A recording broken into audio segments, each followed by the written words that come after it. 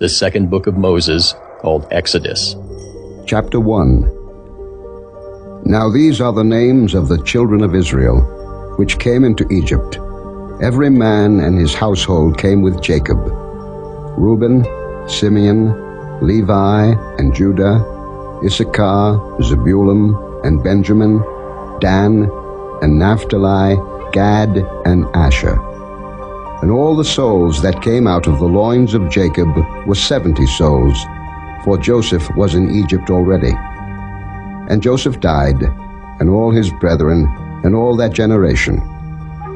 And the children of Israel were fruitful, and increased abundantly, and multiplied, and waxed exceeding mighty, and the land was filled with them. Now there arose up a new king over Egypt, which knew not Joseph.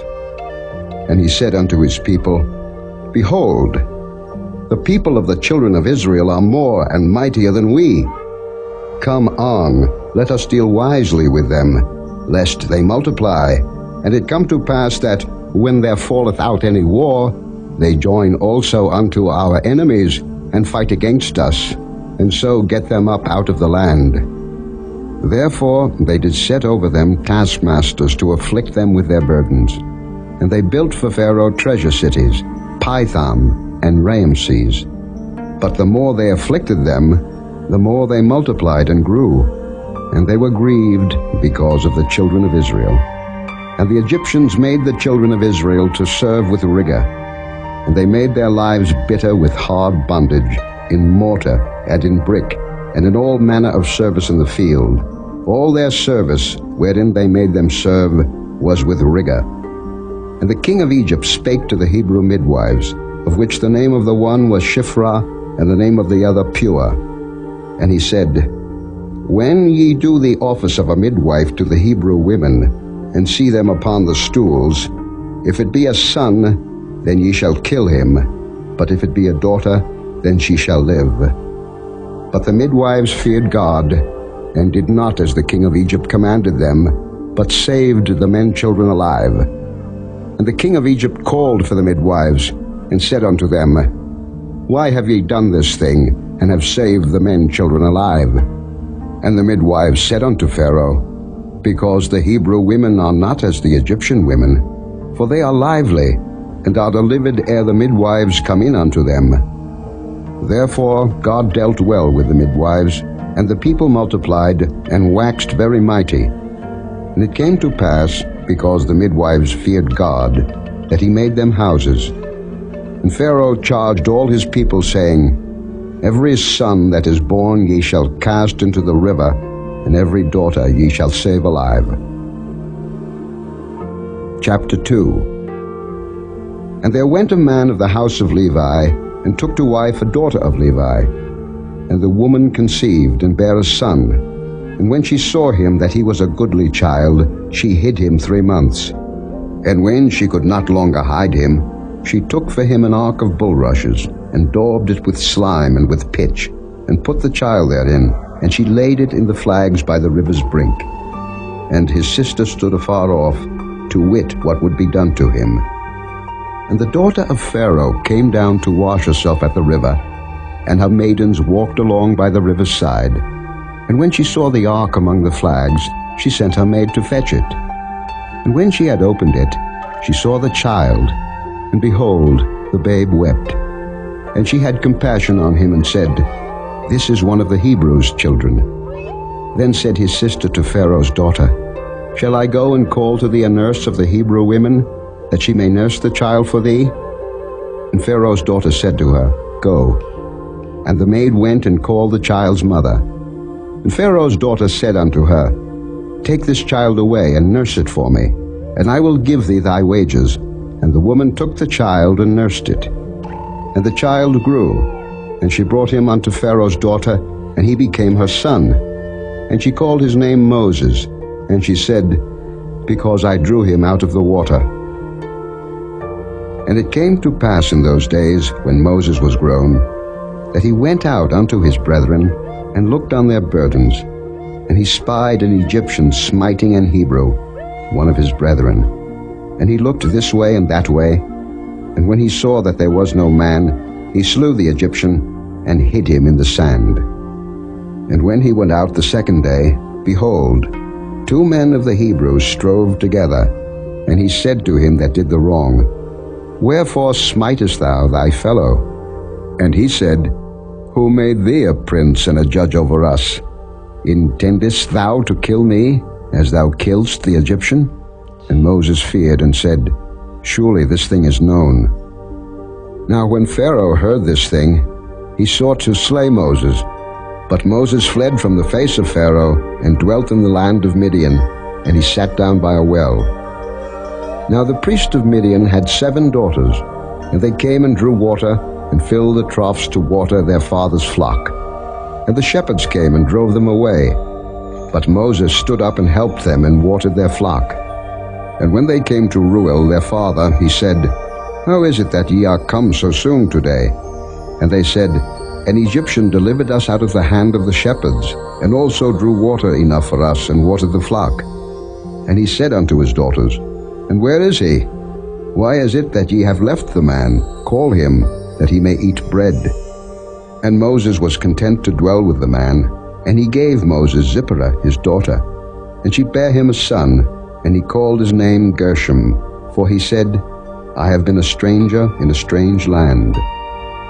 And it came to pass in process of time that the king of Egypt died, and the children of Israel sighed by reason of the bondage, and they cried, and their cry came up unto God by reason of the bondage. And God heard their groaning, and God remembered his covenant with Abraham, with Isaac, and with Jacob. And God looked upon the children of Israel, and God had respect unto them. Chapter 3. Now Moses kept the flock of Jethro his father-in-law, the priest of Midian. And he led the flock to the backside of the desert, and came to the mountain of God, even to Horeb. And the angel of the Lord appeared unto him in a flame of fire out of the midst of a bush. And he looked, and behold, the bush burned with fire, and the bush was not consumed.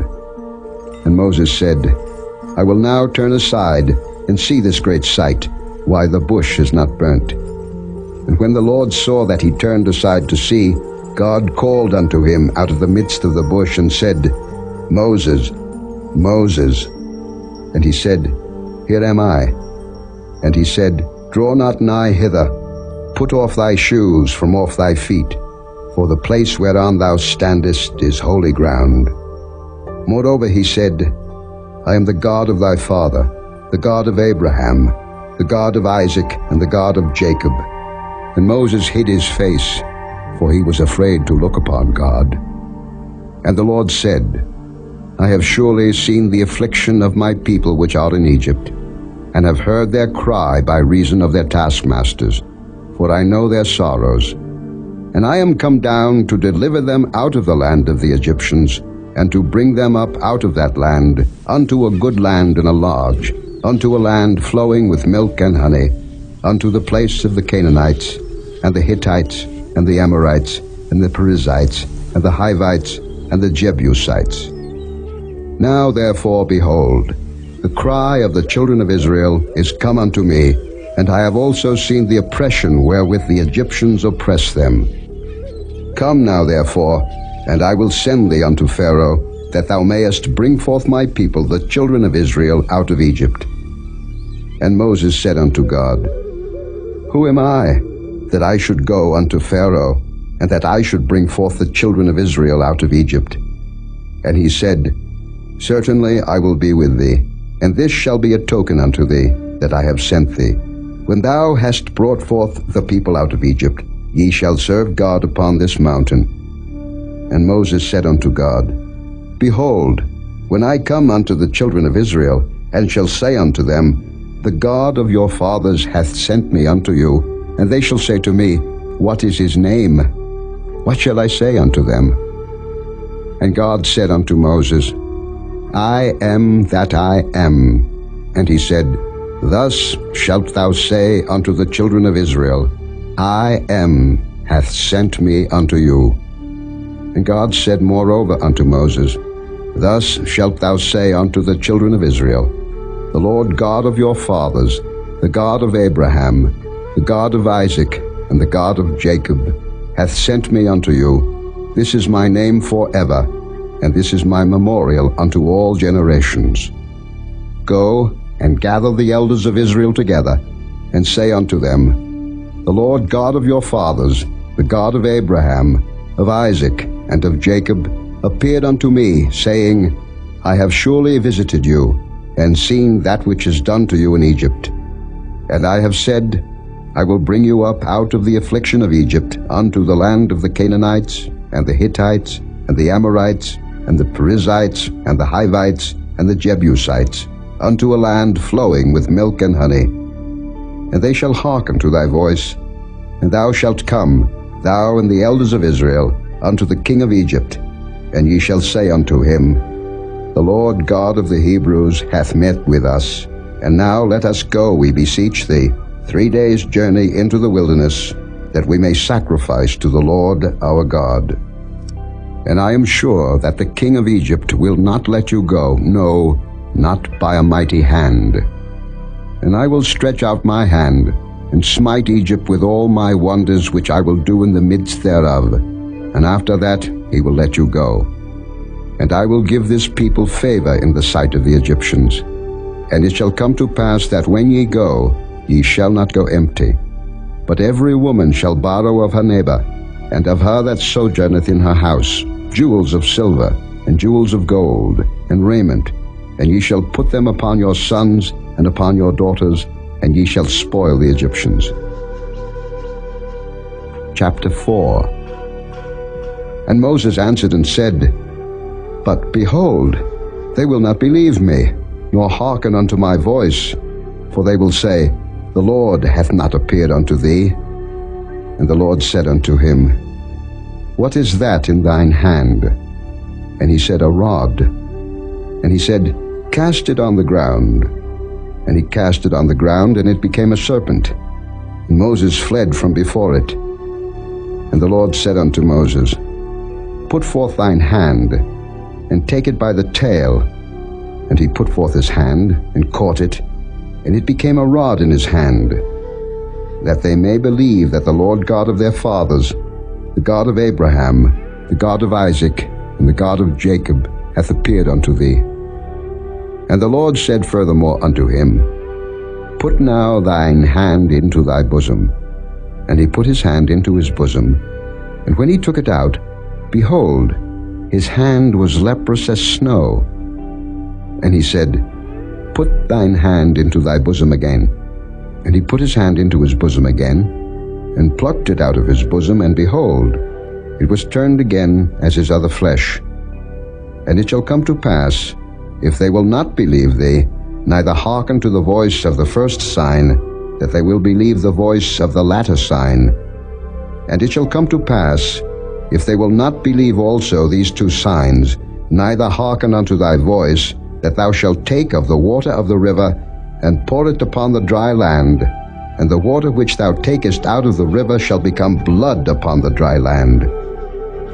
And Moses said unto the Lord, O my Lord, I am not eloquent, neither heretofore, nor since thou hast spoken unto thy servant, but I am slow of speech, and of a slow tongue. And the Lord said unto him, Who hath made man's mouth?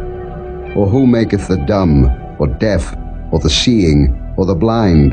Have not I the Lord? Now therefore go, and I will be with thy mouth, and teach thee what thou shalt say. And he said, O my Lord, send, I pray thee, by the hand of him whom thou wilt send. And the anger of the Lord was kindled against Moses.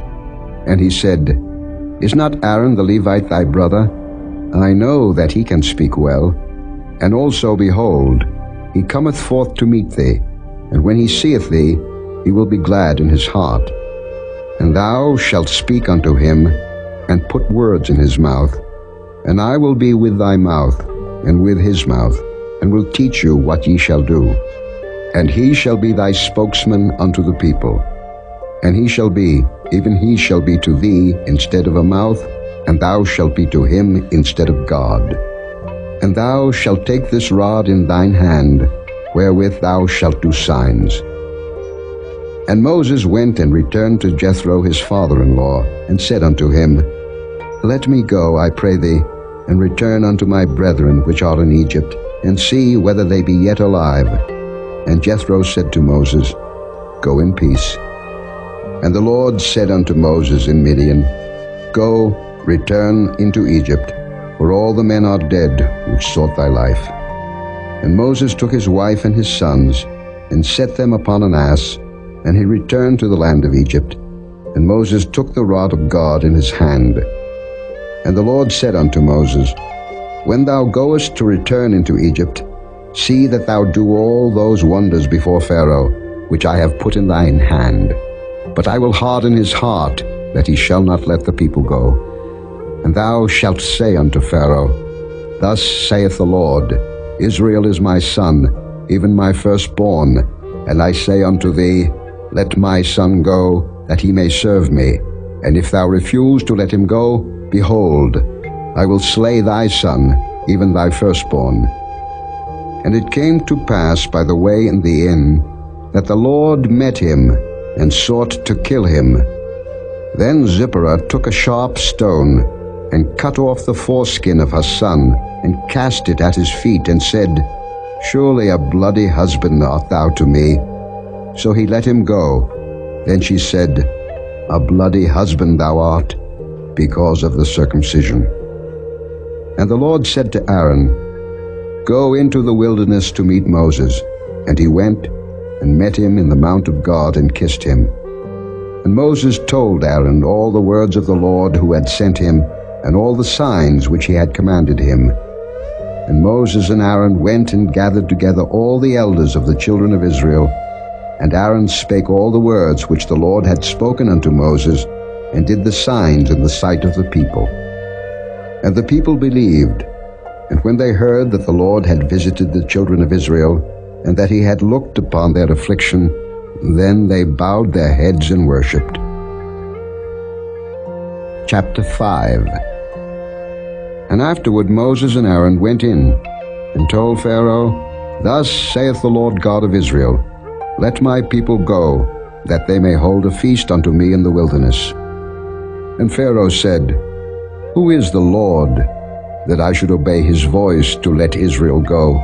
I know not the Lord, neither will I let Israel go. And they said, The God of the Hebrews hath met with us. Let us go, we pray thee, 3 days' journey into the desert, and sacrifice unto the Lord our God, lest he fall upon us with pestilence or with the sword. And the king of Egypt said unto them, Wherefore do ye, Moses and Aaron, let the people from their works? Get you unto your burdens. And Pharaoh said, Behold, the people of the land now are many, and ye make them rest from their burdens. And Pharaoh commanded the same day the taskmasters of the people and their officers, saying, Ye shall no more give the people straw to make brick as heretofore. Let them go and gather straw for themselves. And the tale of the bricks, which they did make heretofore, ye shall lay upon them. Ye shall not diminish aught thereof, for they be idle. Therefore they cry, saying, Let us go and sacrifice to our God. Let their more work be laid upon the men, that they may labor therein, and let them not regard vain words. And the taskmasters of the people went out, and their officers, and they spake to the people, saying, Thus saith Pharaoh, I will not give you straw. Go ye, get you straw where ye can find it, yet not aught of your work shall be diminished. So the people was scattered abroad throughout all the land of Egypt, to gather stubble instead of straw. And the taskmasters hasted them, saying, Fulfill your works, your daily tasks, as when there was straw. And the officers of the children of Israel, which Pharaoh's taskmasters had set over them, were beaten, and demanded, Wherefore have ye not fulfilled your task in making brick both yesterday and today, as heretofore? Then the officers of the children of Israel came and cried unto Pharaoh, saying, Wherefore dealest thou thus with thy servants? There is no straw given unto thy servants. And they say to us, Make brick. And behold, thy servants are beaten, but the fault is in thine own people. But he said, Ye are idle, ye are idle. Therefore ye say, Let us go and do sacrifice to the Lord. Go therefore now and work, for there shall no straw be given you, yet shall ye deliver the tale of bricks. And the officers of the children of Israel did see that they were in evil case, after it was said, Ye shall not minish aught from your bricks of your daily task. And they met Moses and Aaron, who stood in the way, as they came forth from Pharaoh. And they said unto them, The Lord look upon you and judge, because ye have made our savor to be abhorred in the eyes of Pharaoh, and in the eyes of his servants, to put a sword in their hand to slay us. And Moses returned unto the Lord and said, Lord, wherefore hast thou so evil entreated this people? Why is it that thou hast sent me? For since I came to Pharaoh to speak in thy name, he hath done evil to this people, neither hast thou delivered thy people at all. Chapter 6. Then the Lord said unto Moses, Now shalt thou see what I will do to Pharaoh, for with a strong hand shall he let them go, and with a strong hand shall he drive them out of his land. And God spake unto Moses, and said unto him, I am the Lord, and I appeared unto Abraham, unto Isaac, and unto Jacob, by the name of God Almighty. But by my name Jehovah was I not known to them. And I have also established my covenant with them, to give them the land of Canaan, the land of their pilgrimage, wherein they were strangers. And I have also heard the groaning of the children of Israel, whom the Egyptians keep in bondage, and I have remembered my covenant. Wherefore say unto the children of Israel, I am the Lord, and I will bring you out from under the burdens of the Egyptians, and I will rid you out of their bondage, and I will redeem you with a stretched out arm, and with great judgments. And I will take you to me for a people, and I will be to you a God, and ye shall know that I am the Lord your God, which bringeth you out from under the burdens of the Egyptians. And I will bring you in unto the land, concerning the which I did swear to give it to Abraham, to Isaac, and to Jacob, and I will give it you for an heritage. I am the Lord. And Moses spake so unto the children of Israel, but they hearkened not unto Moses for anguish of spirit, and for cruel bondage.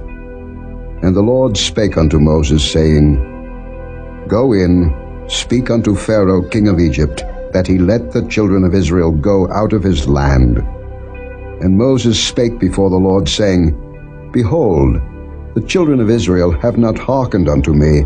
How then shall Pharaoh hear me, who am of uncircumcised lips? And the Lord spake unto Moses and unto Aaron, and gave them a charge unto the children of Israel, and unto Pharaoh king of Egypt, to bring the children of Israel out of the land of Egypt. These be the heads of their fathers' houses, the sons of Reuben, the firstborn of Israel, Anak, and Palu, Hezron, and Carmi. These be the families of Reuben. And the sons of Simeon, Jemuel, and Jamin, and Ohad, and Jachin, and Zohar, and Shael, the son of a Canaanitish woman. These are the families of Simeon. And these are the names of the sons of Levi according to their generations, Gershon, and Kohath, and Merari. And the years of the life of Levi were 137 years. The sons of Gershon, Libni, and Shimei, according to their families. And the sons of Kohath, Amram, and Izhar, and Hebron, and Uzziel. And the years of the life of Kohath were 133 years. And the sons of Merari, Mahali, and Mushi. These are the families of Levi according to their generations. And Amram took him Jochebed his father's sister to wife, and she bare him Aaron and Moses. And the years of the life of Amram were 137 years.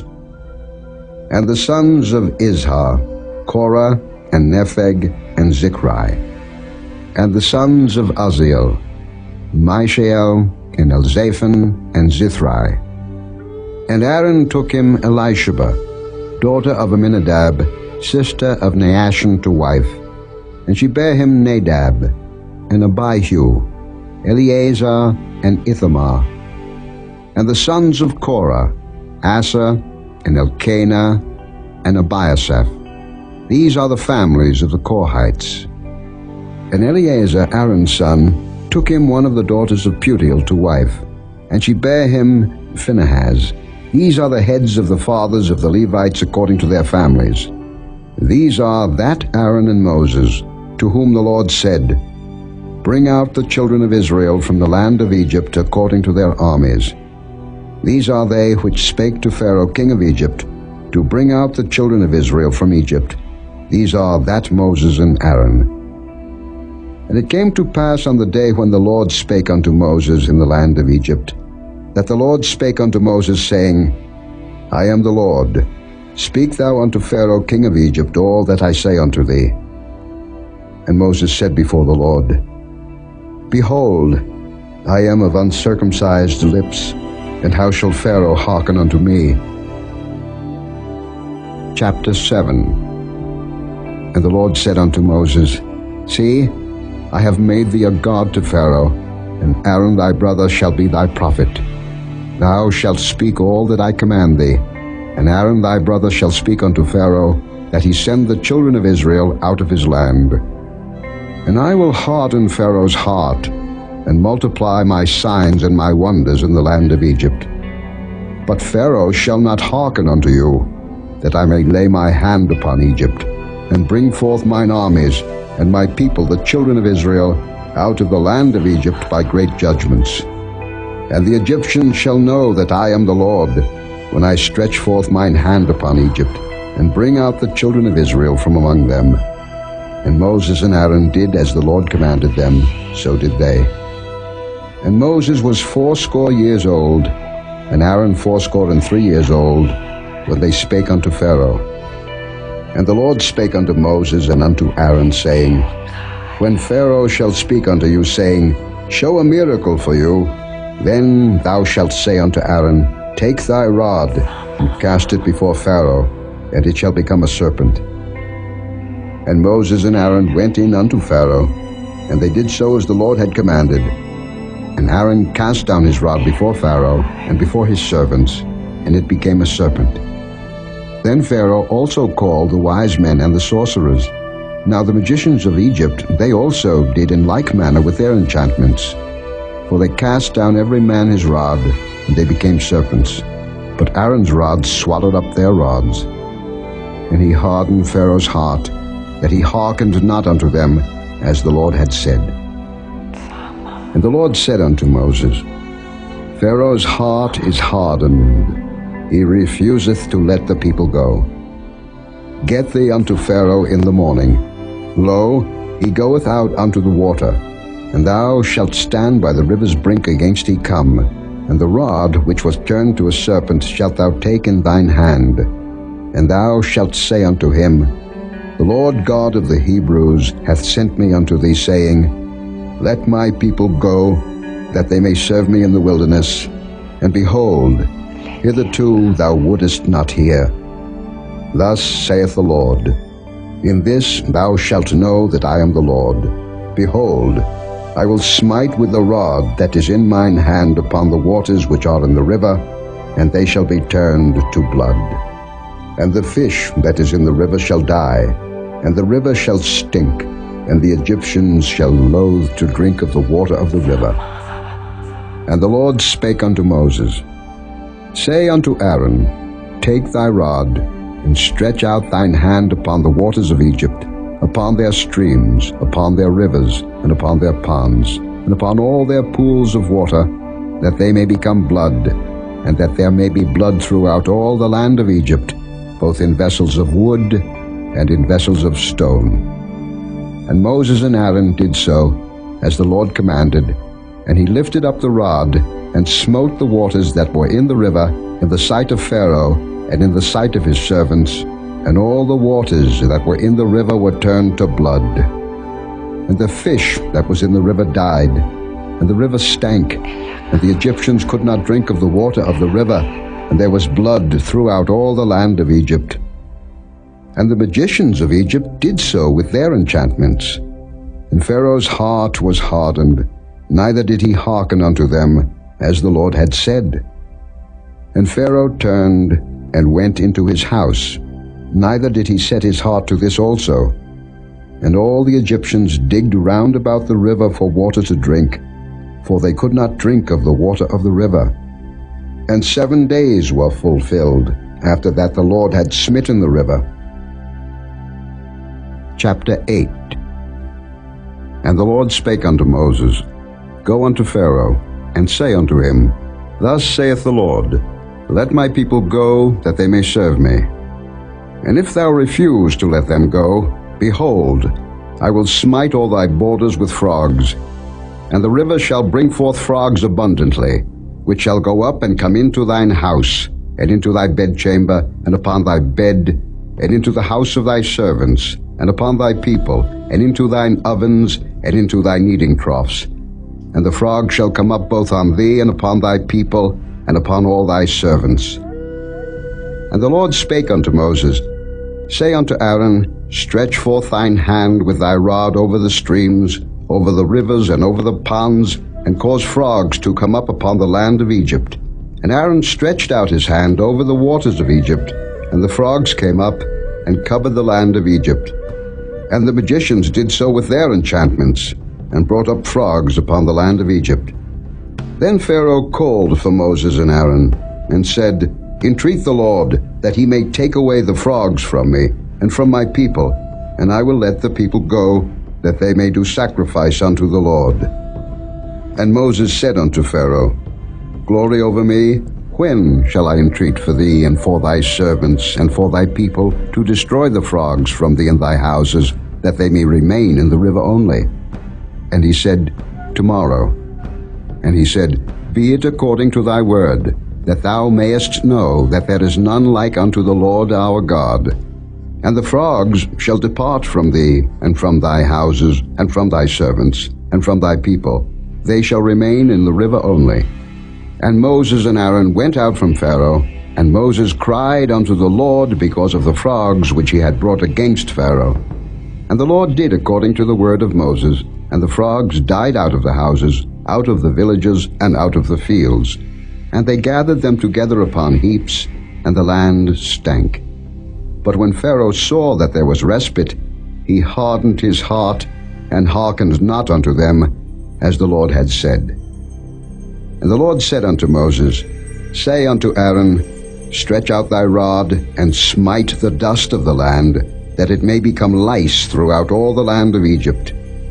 And they did so, for Aaron stretched out his hand with his rod, and smote the dust of the earth, and it became lice in man and in beast. All the dust of the land became lice throughout all the land of Egypt. And the magicians did so with their enchantments to bring forth lice, but they could not, so there were lice upon man and upon beast. Then the magicians said unto Pharaoh, This is the finger of God. And Pharaoh's heart was hardened, and he hearkened not unto them, as the Lord had said. And the Lord said unto Moses, Rise up early in the morning, and stand before Pharaoh. Lo, he cometh forth to the water, and say unto him, Thus saith the Lord, Let my people go, that they may serve me. Else, if thou wilt not let my people go, behold, I will send swarms of flies upon thee, and upon thy servants, and upon thy people, and into thy houses, and the houses of the Egyptians shall be full of swarms of flies, and also the ground whereon they are. And I will sever in that day the land of Goshen, in which my people dwell, that no swarms of flies shall be there, to the end thou mayest know that I am the Lord in the midst of the earth. And I will put a division between my people and thy people. Tomorrow shall this sign be. And the Lord did so, and there came a grievous swarm of flies into the house of Pharaoh, and into his servants' houses, and into all the land of Egypt. The land was corrupted by reason of the swarm of flies. And Pharaoh called for Moses and for Aaron, and said, Go ye, sacrifice to your God in the land. And Moses said, It is not meet so to do, for we shall sacrifice the abomination of the Egyptians to the Lord our God. Lo, shall we sacrifice the abomination of the Egyptians before their eyes, and will they not stone us? We will go 3 days' journey into the wilderness, and sacrifice to the Lord our God, as he shall command us. And Pharaoh said, I will let you go, that ye may sacrifice to the Lord your God in the wilderness. Only ye shall not go very far away, entreat for me. And Moses said, Behold, I go out from thee, and I will entreat the Lord that the swarms of flies may depart from Pharaoh, from his servants, and from his people tomorrow. But let not Pharaoh deal deceitfully any more in not letting the people go to sacrifice to the Lord. And Moses went out from Pharaoh, and entreated the Lord. And the Lord did according to the word of Moses, and he removed the swarms of flies from Pharaoh, from his servants, and from his people. There remained not one. And Pharaoh hardened his heart at this time also, neither would he let the people go. Chapter 9. Then the Lord said unto Moses, Go in unto Pharaoh, and tell him, Thus saith the Lord God of the Hebrews, Let my people go, that they may serve me. For if thou refuse to let them go, and wilt hold them still, behold, the hand of the Lord is upon thy cattle, which is in the field, upon the horses, upon the asses, upon the camels, upon the oxen, and upon the sheep. There shall be a very grievous murrain. And the Lord shall sever between the cattle of Israel and the cattle of Egypt. And there shall nothing die of all that is the children of Israel. And the Lord appointed a set time, saying, Tomorrow the Lord shall do this thing in the land. And the Lord did that thing on the morrow, and all the cattle of Egypt died, but of the cattle of the children of Israel died not one. And Pharaoh sent, and behold, there was not one of the cattle of the Israelites dead. And the heart of Pharaoh was hardened, and he did not let the people go.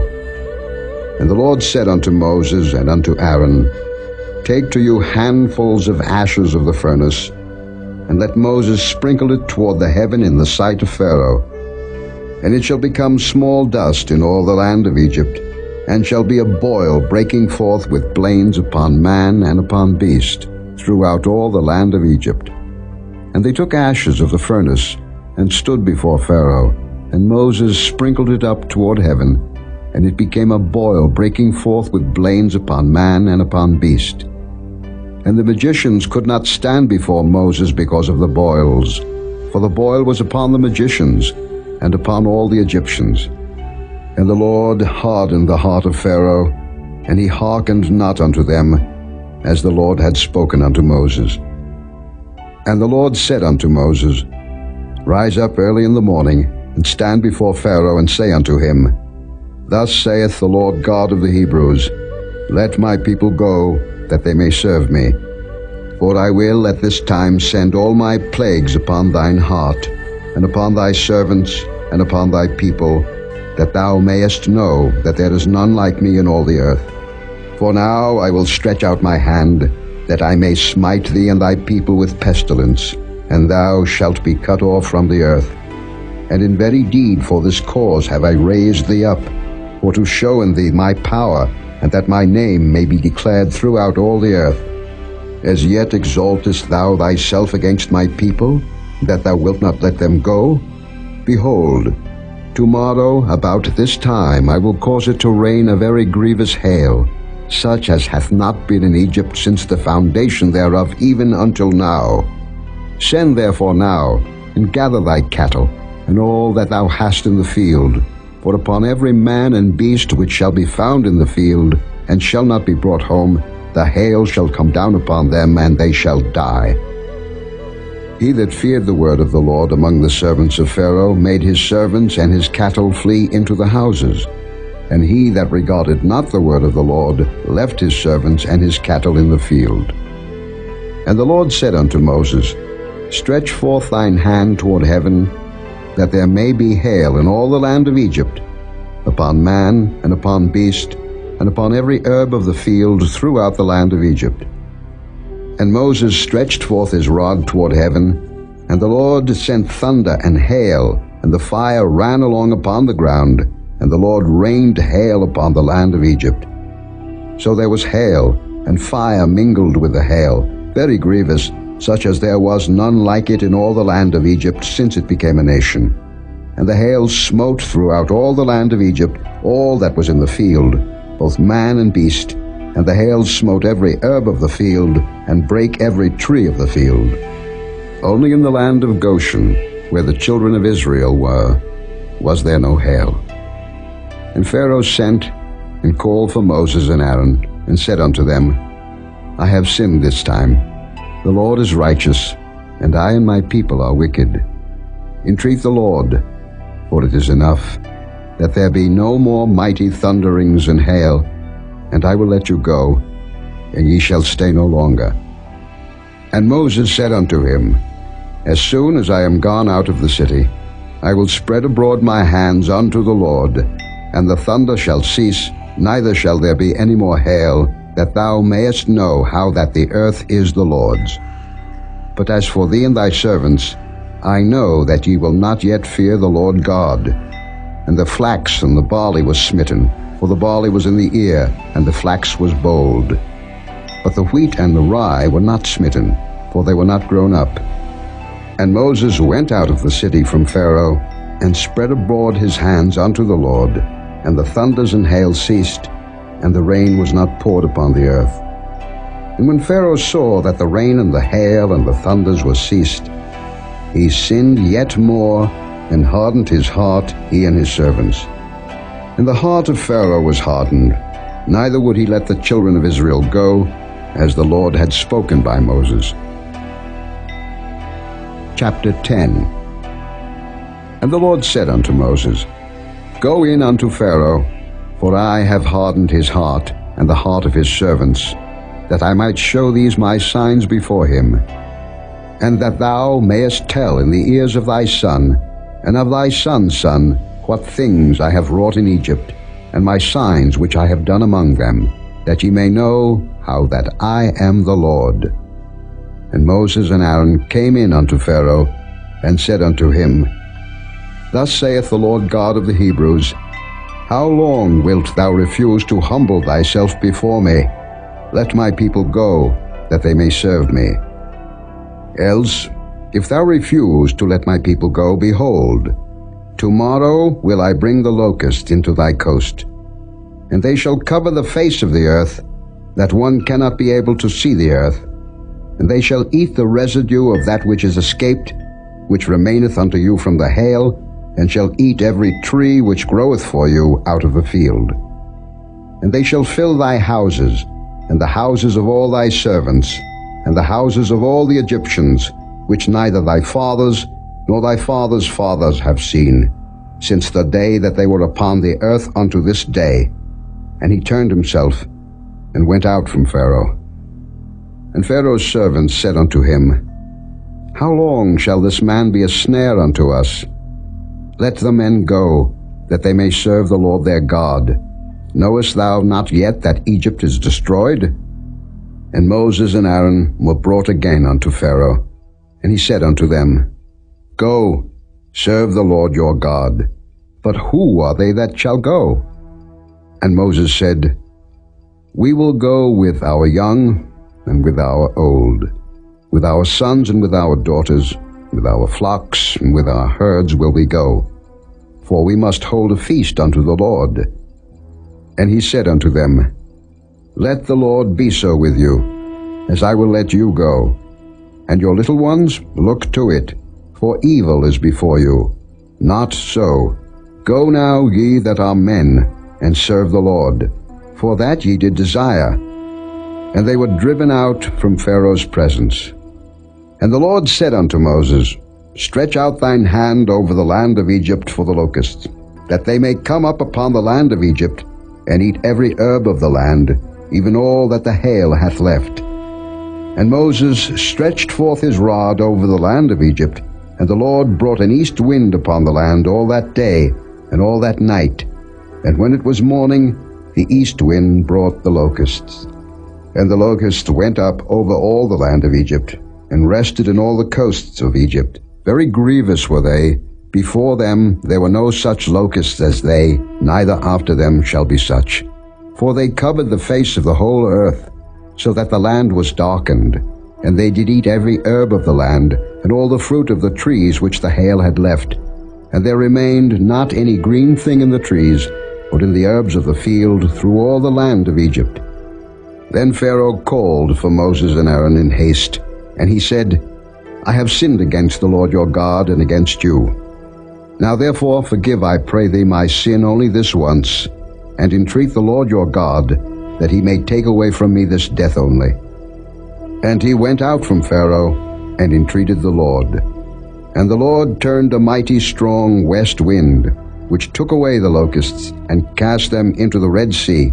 There remained not one locust in all the coasts of Egypt. But the Lord hardened Pharaoh's heart, so that he would not let the children of Israel go. And the Lord said unto Moses, Stretch out thine hand toward heaven, that there may be darkness over the land of Egypt, even darkness which may be felt. And Moses stretched forth his hand toward heaven, and there was a thick darkness in all the land of Egypt 3 days. They saw not one another, neither rose any from his place for 3 days.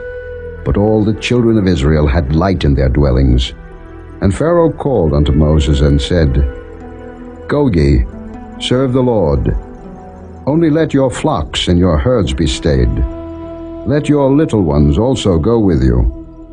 And Moses said, Thou must give us also sacrifices and burnt offerings, that we may sacrifice unto the Lord our God. Our cattle also shall go with us. There shall not an hoof be left behind, for thereof must we take to serve the Lord our God. And we know not with what we must serve the Lord, until we come thither. But the Lord hardened Pharaoh's heart, and he would not let them go. And Pharaoh said unto him, Get thee from me, take heed to thyself, see my face no more. For in that day thou seest my face, thou shalt die. And Moses said, Thou hast spoken well. I will see thy face again no more. Chapter 11. And the Lord said unto Moses, Yet will I bring one plague more upon Pharaoh, and upon Egypt. Afterwards he will let you go hence. When he shall let you go, he shall surely thrust you out hence altogether. Speak now in the ears of the people, and let every man borrow of his neighbor, and every woman of her neighbor, jewels of silver and jewels of gold. And the Lord gave the people favor in the sight of the Egyptians. Moreover, the man Moses was very great in the land of Egypt, in the sight of Pharaoh's servants, and in the sight of the people. And Moses said, Thus saith the Lord, About midnight will I go out into the midst of Egypt, and all the firstborn in the land of Egypt shall die, from the firstborn of Pharaoh that sitteth upon his throne, even unto the firstborn of the maidservant that is behind the mill, and all the firstborn of beasts. And there shall be a great cry throughout all the land of Egypt, such as there was none like it, nor shall be like it any more. But against any of the children of Israel shall not a dog move his tongue against man or beast, that ye may know how that the Lord doth put a difference between the Egyptians and Israel. And all these thy servants shall come down unto me, and bow down themselves unto me, saying, Get thee out, and all the people that follow thee, and after that I will go out. And he went out from Pharaoh in a great anger. And the Lord said unto Moses, Pharaoh shall not hearken unto you, that my wonders may be multiplied in the land of Egypt. And Moses and Aaron did all these wonders before Pharaoh, and the Lord hardened Pharaoh's heart, so that he would not let the children of Israel go out of his land. Chapter 12. And the Lord spake unto Moses and Aaron in the land of Egypt, saying, This month shall be unto you the beginning of months. It shall be the first month of the year to you. Speak ye unto all the congregation of Israel, saying, In the 10th day of this month they shall take to them every man a lamb, according to the house of their fathers, a lamb for an house. And if the household be too little for the lamb, let him and his neighbor next unto his house take it according to the number of the souls. Every man according to his eating shall make your account for the lamb. Your lamb shall be without blemish, a male of the first year. Ye shall take it out from the sheep or from the goats. And ye shall keep it up until the 14th day of the same month, and the whole assembly of the congregation of Israel shall kill it in the evening. And they shall take of the blood, and strike it on the 2 side posts and on the upper door post of the houses wherein they shall eat it. And they shall eat the flesh in that night, roast with fire, and unleavened bread, and with bitter herbs they shall eat it. Eat not of it raw, nor sodden it all with water, but roast with fire, his head with his legs, and with the purtenance thereof. And ye shall let nothing of it remain until the morning, and that which remaineth of it until the morning ye shall burn with fire. And thus shall ye eat it, with your loins girded, your shoes on your feet, and your staff in your hand, and ye shall eat it in haste. It is the Lord's Passover. For I will pass through the land of Egypt this night, and will smite all the firstborn in the land of Egypt, both man and beast, and against all the gods of Egypt I will execute judgment. I am the Lord. And the blood shall be to you for a token upon the houses where ye are. And when I see the blood, I will pass over you, and the plague shall not be upon you to destroy you when I smite the land of Egypt. And this day shall be unto you for a memorial, and ye shall keep it a feast to the Lord throughout your generations. Ye shall keep it a feast by an ordinance forever. 7 days shall ye eat unleavened bread. Even the first day ye shall put away leaven out of your houses. For whosoever eateth leavened bread from the first day until the 7th day, that soul shall be cut off from Israel. And in the first day there shall be an holy convocation, and in the 7th day there shall be an holy convocation to you. No manner of work shall be done in them, save that which every man must eat, that only may be done of you. And ye shall observe the feast of unleavened bread, for in this selfsame day have I brought your armies out of the land of Egypt. Therefore shall ye observe this day in your generations by an ordinance forever. In the 1st month, on the 14th day of the month at even, ye shall eat unleavened bread, until the 21st day of the month at even. 7 days shall there be no leaven found in your houses. For whosoever eateth that which is leavened, even that soul shall be cut off from the congregation of Israel, whether he be a stranger or born in the land. Ye shall eat nothing leavened. In all your habitations shall ye eat unleavened bread. Then Moses called for all the elders of Israel, and said unto them, Draw out and take you a lamb according to your families, and kill the Passover.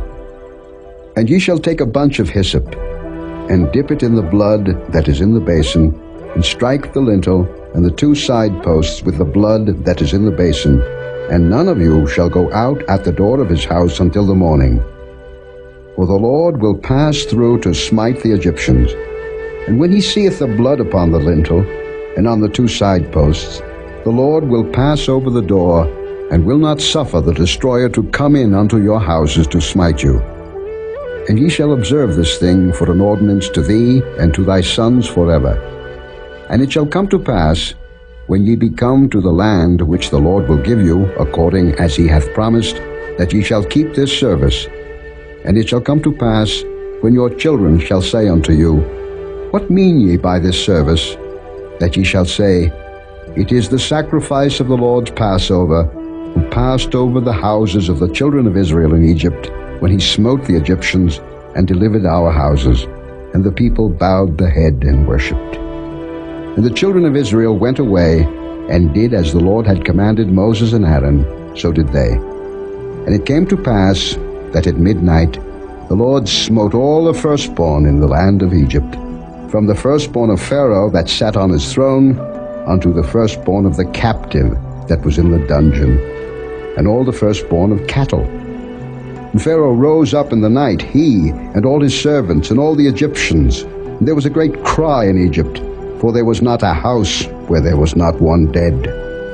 And he called for Moses and Aaron by night, and said, Rise up, and get you forth from among my people, both ye and the children of Israel, and go, serve the Lord, as ye have said. Also take your flocks and your herds, as ye have said, and be gone, and bless me also.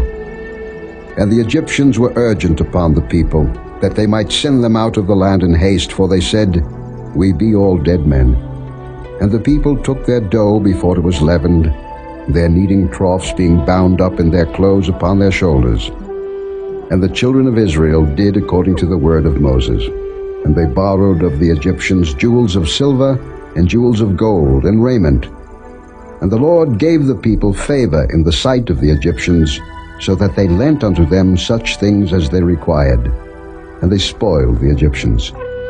And the children of Israel journeyed from Ramesses to Succoth, about 600,000 on foot that were men, beside children.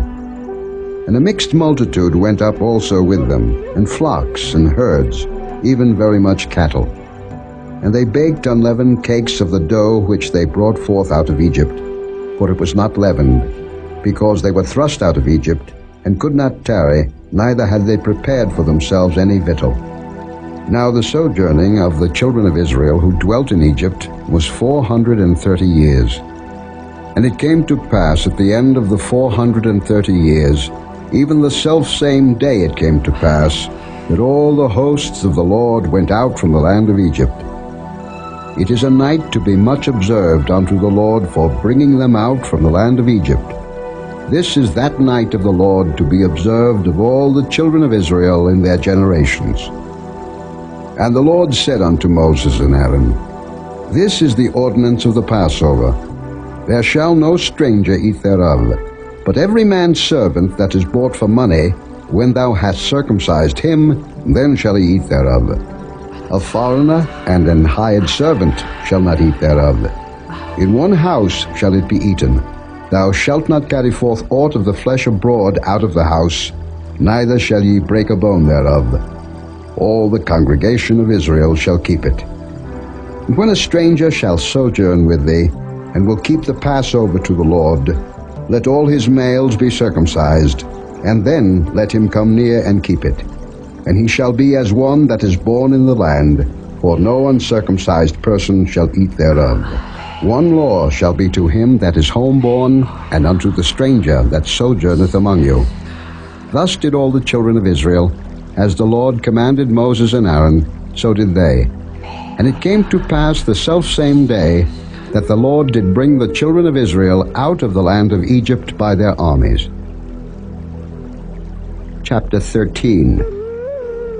And the Lord spake unto Moses, saying, Sanctify unto me all the firstborn, whatsoever openeth the womb among the children of Israel, both of man and of beast, it is mine.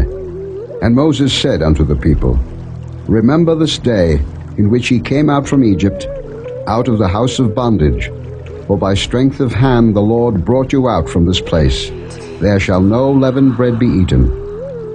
This day came ye out in the month Abib. And it shall be when the Lord shall bring thee into the land of the Canaanites, and the Hittites, and the Amorites, and the Hivites, and the Jebusites, which he sware unto thy fathers to give thee, a land flowing with milk and honey, that thou shalt keep this service in this month. 7 days thou shalt eat unleavened bread, and in the 7th day shall be a feast to the Lord. Unleavened bread shall be eaten 7 days, and there shall no leavened bread be seen with thee, neither shall there be leaven seen with thee in all thy quarters. And thou shalt show thy son in that day, saying, This is done because of that which the Lord did unto me when I came forth out of Egypt. And it shall be for a sign unto thee upon thine hand, and for a memorial between thine eyes, that the Lord's law may be in thy mouth, for with a strong hand hath the Lord brought thee out of Egypt. Thou shalt therefore keep this ordinance in his season from year to year.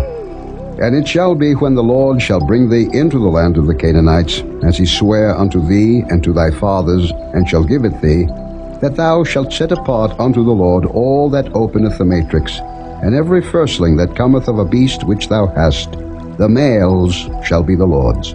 And every firstling of an ass thou shalt redeem with a lamb. And if thou wilt not redeem it, then thou shalt break his neck, and all the firstborn of man among thy children shalt thou redeem. And it shall be, when thy son asketh thee in time to come, saying, What is this?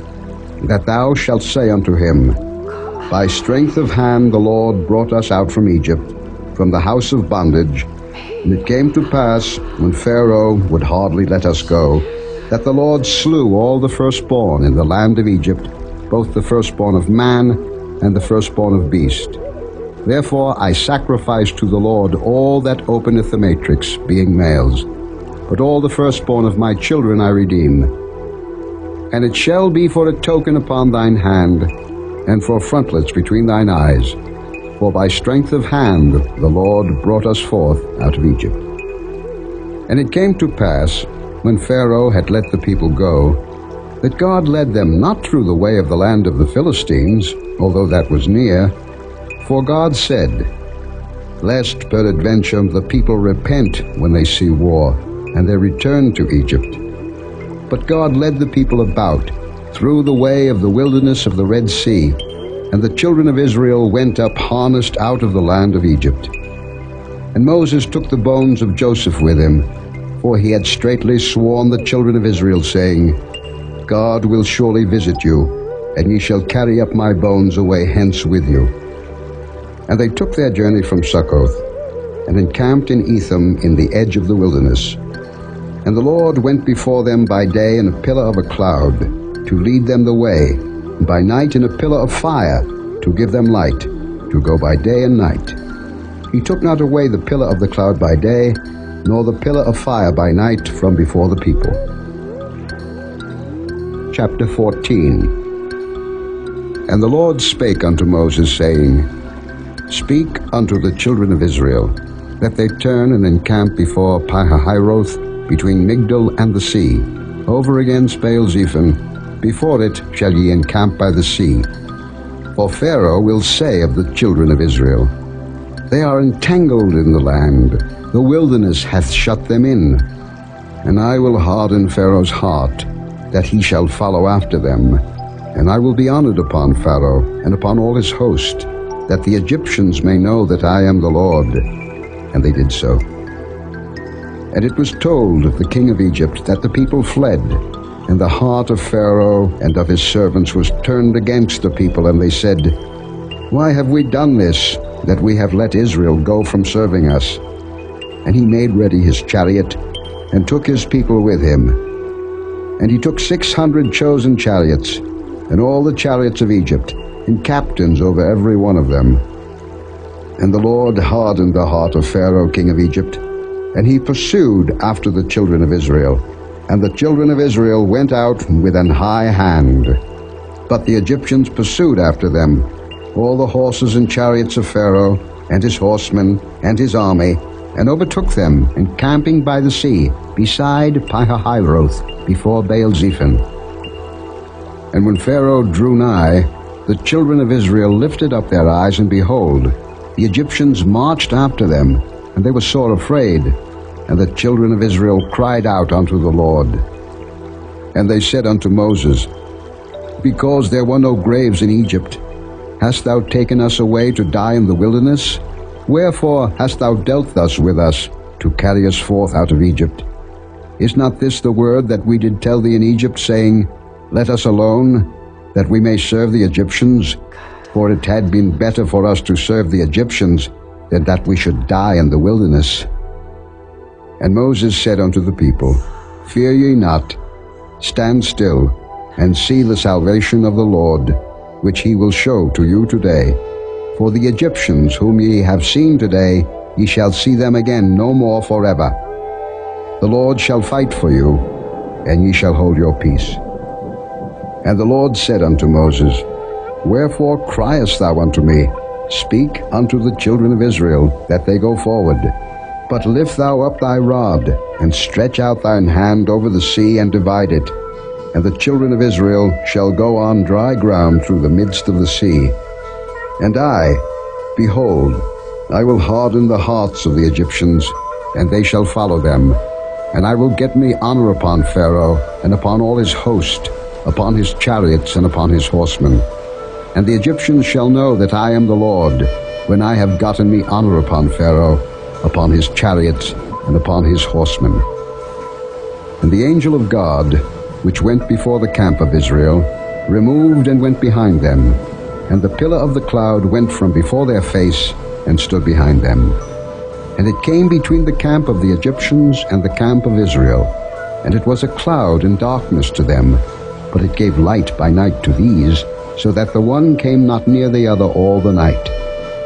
And Moses stretched out his hand over the sea, and the Lord caused the sea to go back by a strong east wind all that night, and made the sea dry land, and the waters were divided.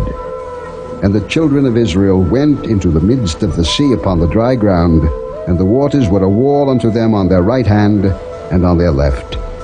And the Egyptians pursued, and went in after them to the midst of the sea, even all Pharaoh's horses, his chariots, and his horsemen. And it came to pass that in the morning watch the Lord looked unto the host of the Egyptians through the pillar of fire and of the cloud, and troubled the host of the Egyptians, and took off their chariot wheels, that they drave them heavily, so that the Egyptians said, Let us flee from the face of Israel, for the Lord fighteth for them against the Egyptians. And the Lord said unto Moses, Stretch out thine hand over the sea, that the waters may come again upon the Egyptians, upon their chariots, and upon their horsemen. And Moses stretched forth his hand over the sea, and the sea returned to his strength when the morning appeared, and the Egyptians fled against it, and the Lord overthrew the Egyptians in the midst of the sea. And the waters returned, and covered the chariots, and the horsemen, and all the host of Pharaoh that came into the sea after them. There remained not so much as one of them. But the children of Israel walked upon dry land in the midst of the sea, and the waters were a wall unto them on their right hand and on their left. Thus the Lord saved Israel that day out of the hand of the Egyptians. And Israel saw the Egyptians dead upon the seashore. And Israel saw that great work which the Lord did upon the Egyptians. And the people feared the Lord, and believed the Lord and his servant Moses. Chapter 15. Then sang Moses and the children of Israel this song unto the Lord, and spake, saying, I will sing unto the Lord, for he hath triumphed gloriously. The horse and his rider hath he thrown into the sea. The Lord is my strength and song, and he is become my salvation. He is my God, and I will prepare him an habitation, my father's God, and I will exalt him. The Lord is a man of war, the Lord is his name. Pharaoh's chariots and his host hath he cast into the sea. His chosen captains also are drowned in the Red Sea. The depths have covered them, they sank into the bottom as a stone. Thy right hand, O Lord, is become glorious in power. Thy right hand, O Lord, hath dashed in pieces the enemy. And in the greatness of thine excellency thou hast overthrown them that rose up against thee. Thou sentest forth thy wrath, which consumed them as stubble. And with the blast of thy nostrils the waters were gathered together. The floods stood upright as an heap, and the depths were congealed in the heart of the sea.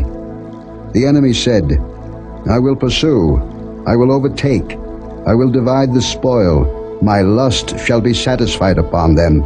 I will draw my sword, my hand shall destroy them. Thou didst blow with thy wind, the sea covered them, they sank as lead in the mighty waters. Who is like unto thee, O Lord, among the gods? Who is like thee, glorious in holiness, fearful in praises, doing wonders? Thou stretchedst out thy right hand, the earth swallowed them. Thou in thy mercy hast led forth the people which thou hast redeemed. Thou hast guided them in thy strength unto thy holy habitation. The people shall hear and be afraid. Sorrow shall take hold on the inhabitants of Palestina. Then the dukes of Edom shall be amazed. The mighty men of Moab, trembling, shall take hold upon them. All the inhabitants of Canaan shall melt away. Fear and dread shall fall upon them. By the greatness of thine arm they shall be as still as a stone, till thy people pass over, O Lord, till the people pass over, which thou hast purchased. Thou shalt bring them in, and plant them in the mountain of thine inheritance, in the place, O Lord, which thou hast made for thee to dwell in the sanctuary, O Lord, which thy hands have established. The Lord shall reign for ever and ever. For the horse of Pharaoh went in with his chariots, and with his horsemen into the sea, and the Lord brought again the waters of the sea upon them. But the children of Israel went on dry land in the midst of the sea. And Miriam the prophetess, the sister of Aaron, took a timbrel in her hand, and all the women went out after her with timbrels and with dances. And Miriam answered them, Sing ye to the Lord, for he hath triumphed gloriously. The horse and his rider hath he thrown into the sea. So Moses brought Israel from the Red Sea, and they went out into the wilderness of Shur, and they went 3 days in the wilderness and found no water. And when they came to Marah, they could not drink of the waters of Marah, for they were bitter. Therefore the name of it was called Marah. And the people murmured against Moses, saying, What shall we drink? And he cried unto the Lord. And the Lord showed him a tree, which when he had cast into the waters were made sweet. There he made for them a statute and an ordinance, and there he proved them, and said, If thou wilt diligently hearken to the voice of the Lord thy God, and wilt do that which is right in his sight, and wilt give ear to his commandments, and keep all his statutes, I will put none of these diseases upon thee, which I have brought upon the Egyptians. For I am the Lord that healeth thee. And they came to Elim, where were 12 wells of water, and 70 palm trees, and they encamped there by the waters. Chapter 16. And they took their journey from Elim, and all the congregation of the children of Israel came into the wilderness of Sin, which is between Elim and Sinai, on the 15th day of the 2nd month, after their departing out of the land of Egypt. And the whole congregation of the children of Israel murmured against Moses and Aaron in the wilderness. And the children of Israel said unto them, Would to God we had died by the hand of the Lord in the land of Egypt, when we sat by the flesh pots, and when we did eat bread to the full. For ye have brought us forth into this wilderness to kill this whole assembly with hunger. Then said the Lord unto Moses, Behold, I will rain bread from heaven for you, and the people shall go out and gather a certain rate every day, that I may prove them, whether they will walk in my law or no. And it shall come to pass, that on the 6th day they shall prepare that which they bring in, and it shall be twice as much as they gather daily. And Moses and Aaron said unto all the children of Israel, At even, then ye shall know that the Lord hath brought you out from the land of Egypt. And in the morning, then ye shall see the glory of the Lord, for that he heareth your murmurings against the Lord. And what are we, that ye murmur against us? And Moses said, This shall be, when the Lord shall give you in the evening flesh to eat, and in the morning bread to the full, for that the Lord heareth your murmurings which ye murmur against him. And what are we? Your murmurings are not against us, but against the Lord. And Moses spake unto Aaron, Say unto all the congregation of the children of Israel, Come near before the Lord, for he hath heard your murmurings. And it came to pass, as Aaron spake unto the whole congregation of the children of Israel, that they looked toward the wilderness, and behold, the glory of the Lord appeared in the cloud. And the Lord spake unto Moses, saying, I have heard the murmurings of the children of Israel. Speak unto them, saying, At even ye shall eat flesh, and in the morning ye shall be filled with bread, and ye shall know that I am the Lord your God. And it came to pass that at even the quails came up, and covered the camp, and in the morning the dew lay round about the host. And when the dew that lay was gone up, behold, upon the face of the wilderness there lay a small round thing, as small as the hoarfrost on the ground. And when the children of Israel saw it, they said one to another, It is manna, for they wist not what it was. And Moses said unto them, This is the bread which the Lord hath given you to eat. This is the thing which the Lord hath commanded. Gather of it every man according to his eating, an omer for every man, according to the number of your persons. Take ye every man for them which are in his tents. And the children of Israel did so, and gathered, some more, some less. And when they did meet it with an omer, he that gathered much had nothing over, and he that gathered little had no lack. They gathered every man according to his eating. And Moses said, Let no man leave of it till the morning. Notwithstanding, they hearkened not unto Moses, but some of them left of it until the morning, and it bred worms and stank. And Moses was wroth with them. And they gathered it every morning, every man according to his eating, and when the sun waxed hot, it melted. And it came to pass that on the 6th day they gathered twice as much bread, 2 omers for one man, and all the rulers of the congregation came and told Moses. And he said unto them, This is that which the Lord hath said. Tomorrow is the rest of the holy Sabbath unto the Lord. Bake that which ye will bake today, and seethe that ye will seethe. And that which remaineth over lay up for you to be kept until the morning. And they laid it up till the morning, as Moses bade. And it did not stink, neither was there any worm therein. And Moses said, Eat that today, for today is a Sabbath unto the Lord. Today ye shall not find it in the field. 6 days ye shall gather it, but on the 7th day, which is the Sabbath, in it there shall be none. And it came to pass that there went out some of the people on the 7th day for to gather, and they found none. And the Lord said unto Moses, How long refuse ye to keep my commandments and my laws? See, for that the Lord hath given you the Sabbath. Therefore he giveth you on the 6th day the bread of 2 days. Abide ye every man in his place, let no man go out of his place on the 7th day.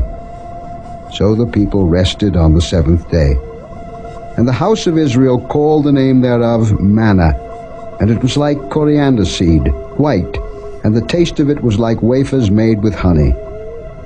And Moses said, This is the thing which the Lord commandeth. Fill an omer of it to be kept for your generations, that they may see the bread wherewith I have fed you in the wilderness, when I brought you forth from the land of Egypt. And Moses said unto Aaron, Take a pot, and put an omer full of manna therein, and lay it up before the Lord to be kept for your generations. As the Lord commanded Moses, so Aaron laid it up before the testimony to be kept.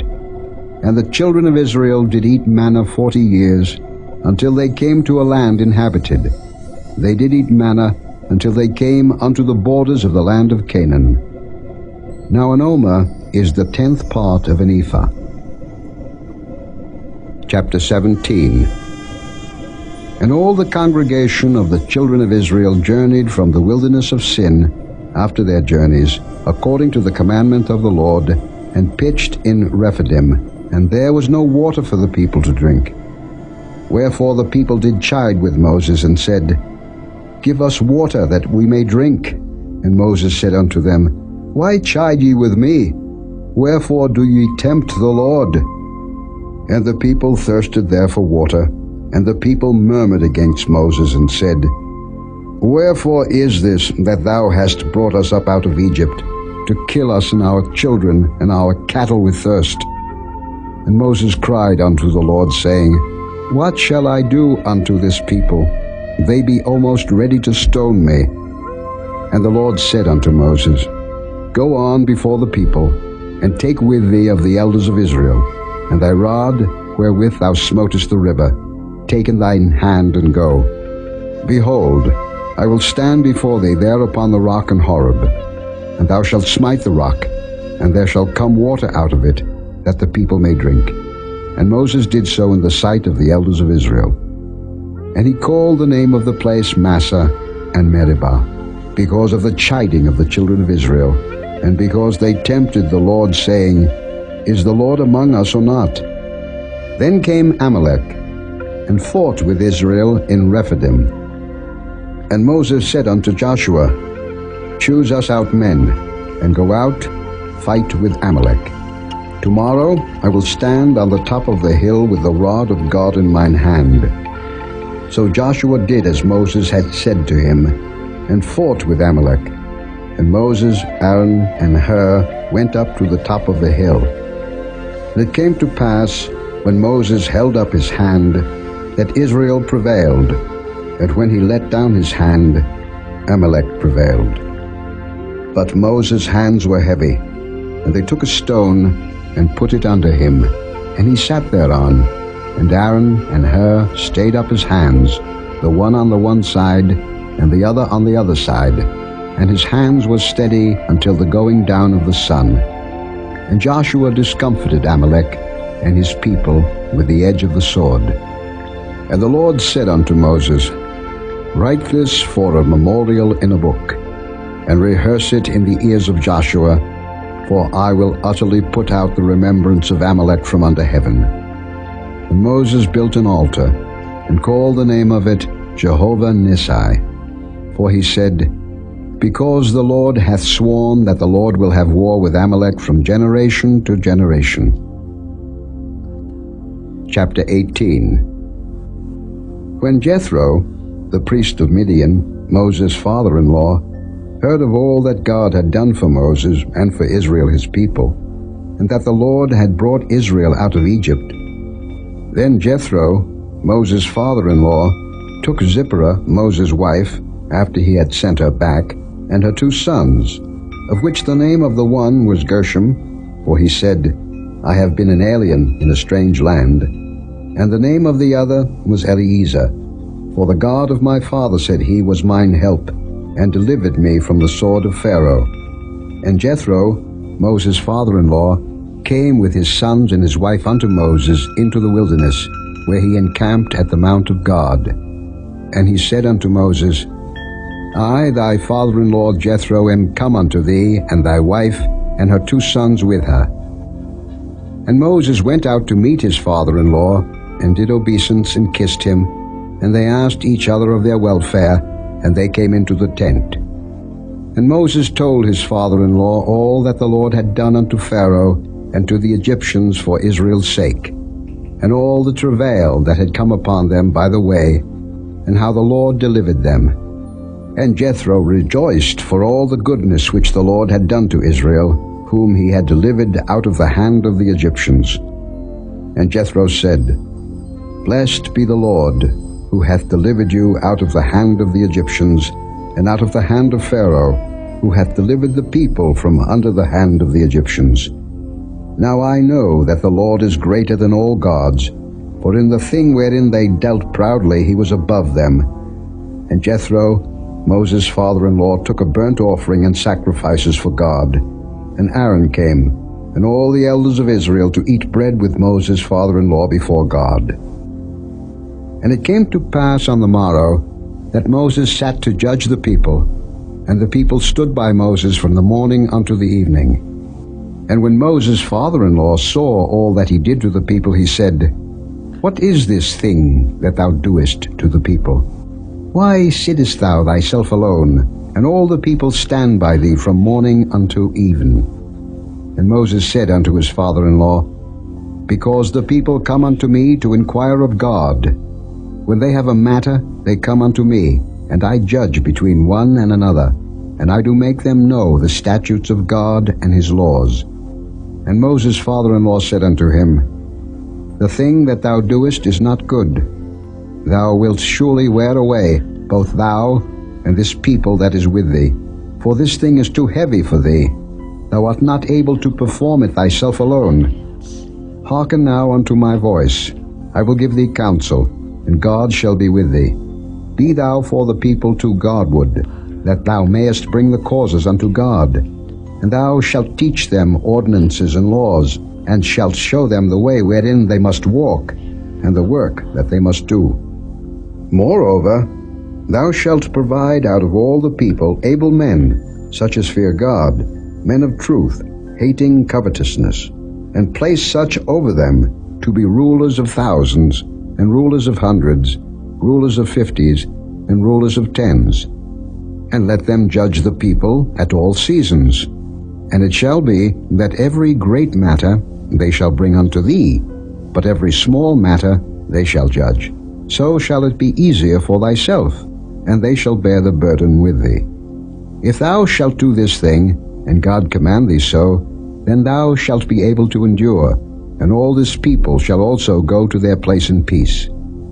So Moses hearkened to the voice of his father-in-law, and did all that he had said. And Moses chose able men out of all Israel, and made them heads over the people, rulers of thousands, rulers of hundreds, rulers of 50s, and rulers of 10s. And they judged the people at all seasons. The hard causes they brought unto Moses, but every small matter they judged themselves. And Moses let his father-in-law depart, and he went his way into his own land. Chapter 19. In the 3rd month, when the children of Israel were gone forth out of the land of Egypt, the same day came they into the wilderness of Sinai.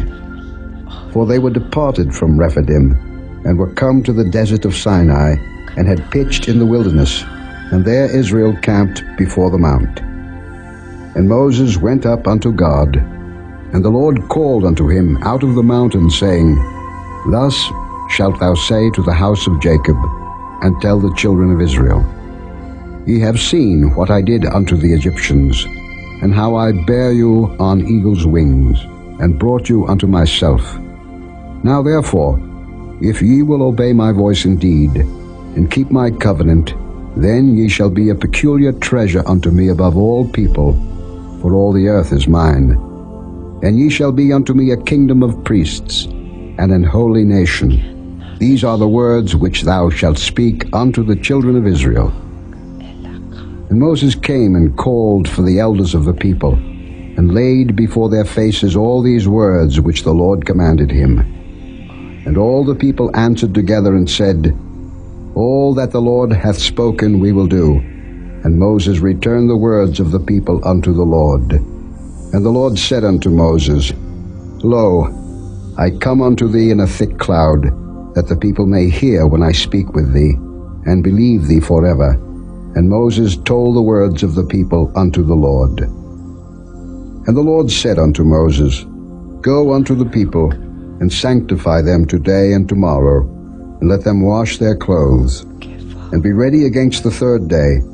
For the 3rd day the Lord will come down in the sight of all the people upon Mount Sinai. And thou shalt set bounds unto the people round about, saying, Take heed to yourselves, that ye go not up into the mount, or touch the border of it.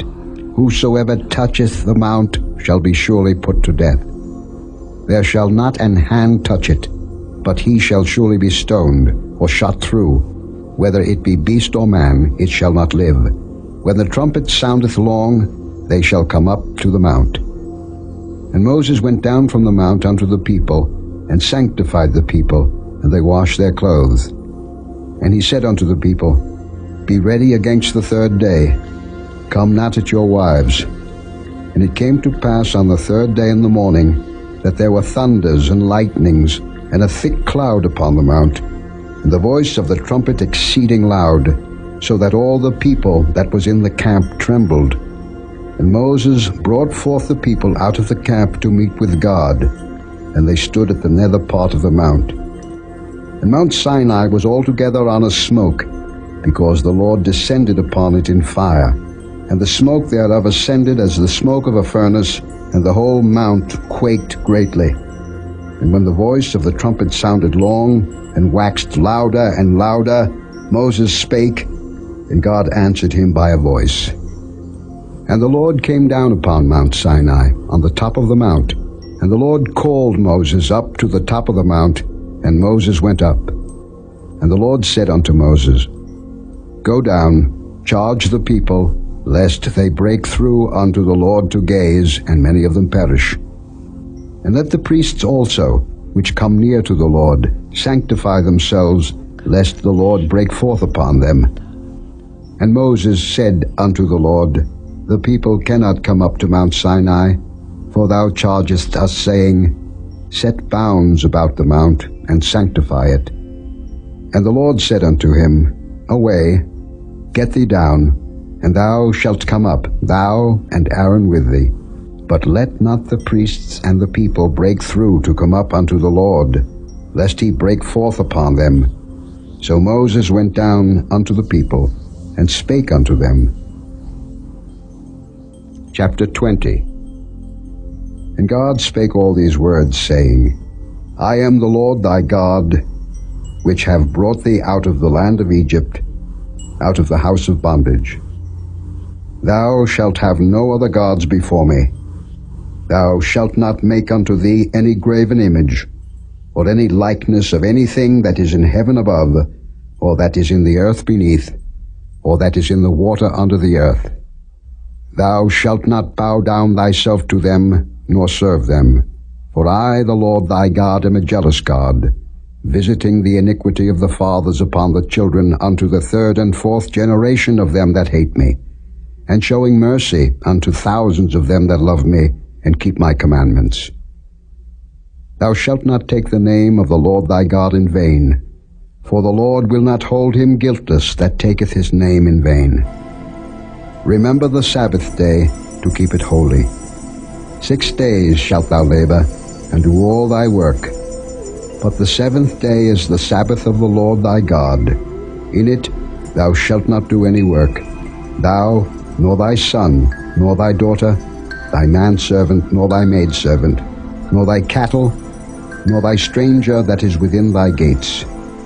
For in 6 days the Lord made heaven and earth, the sea, and all that in them is, and rested the seventh day.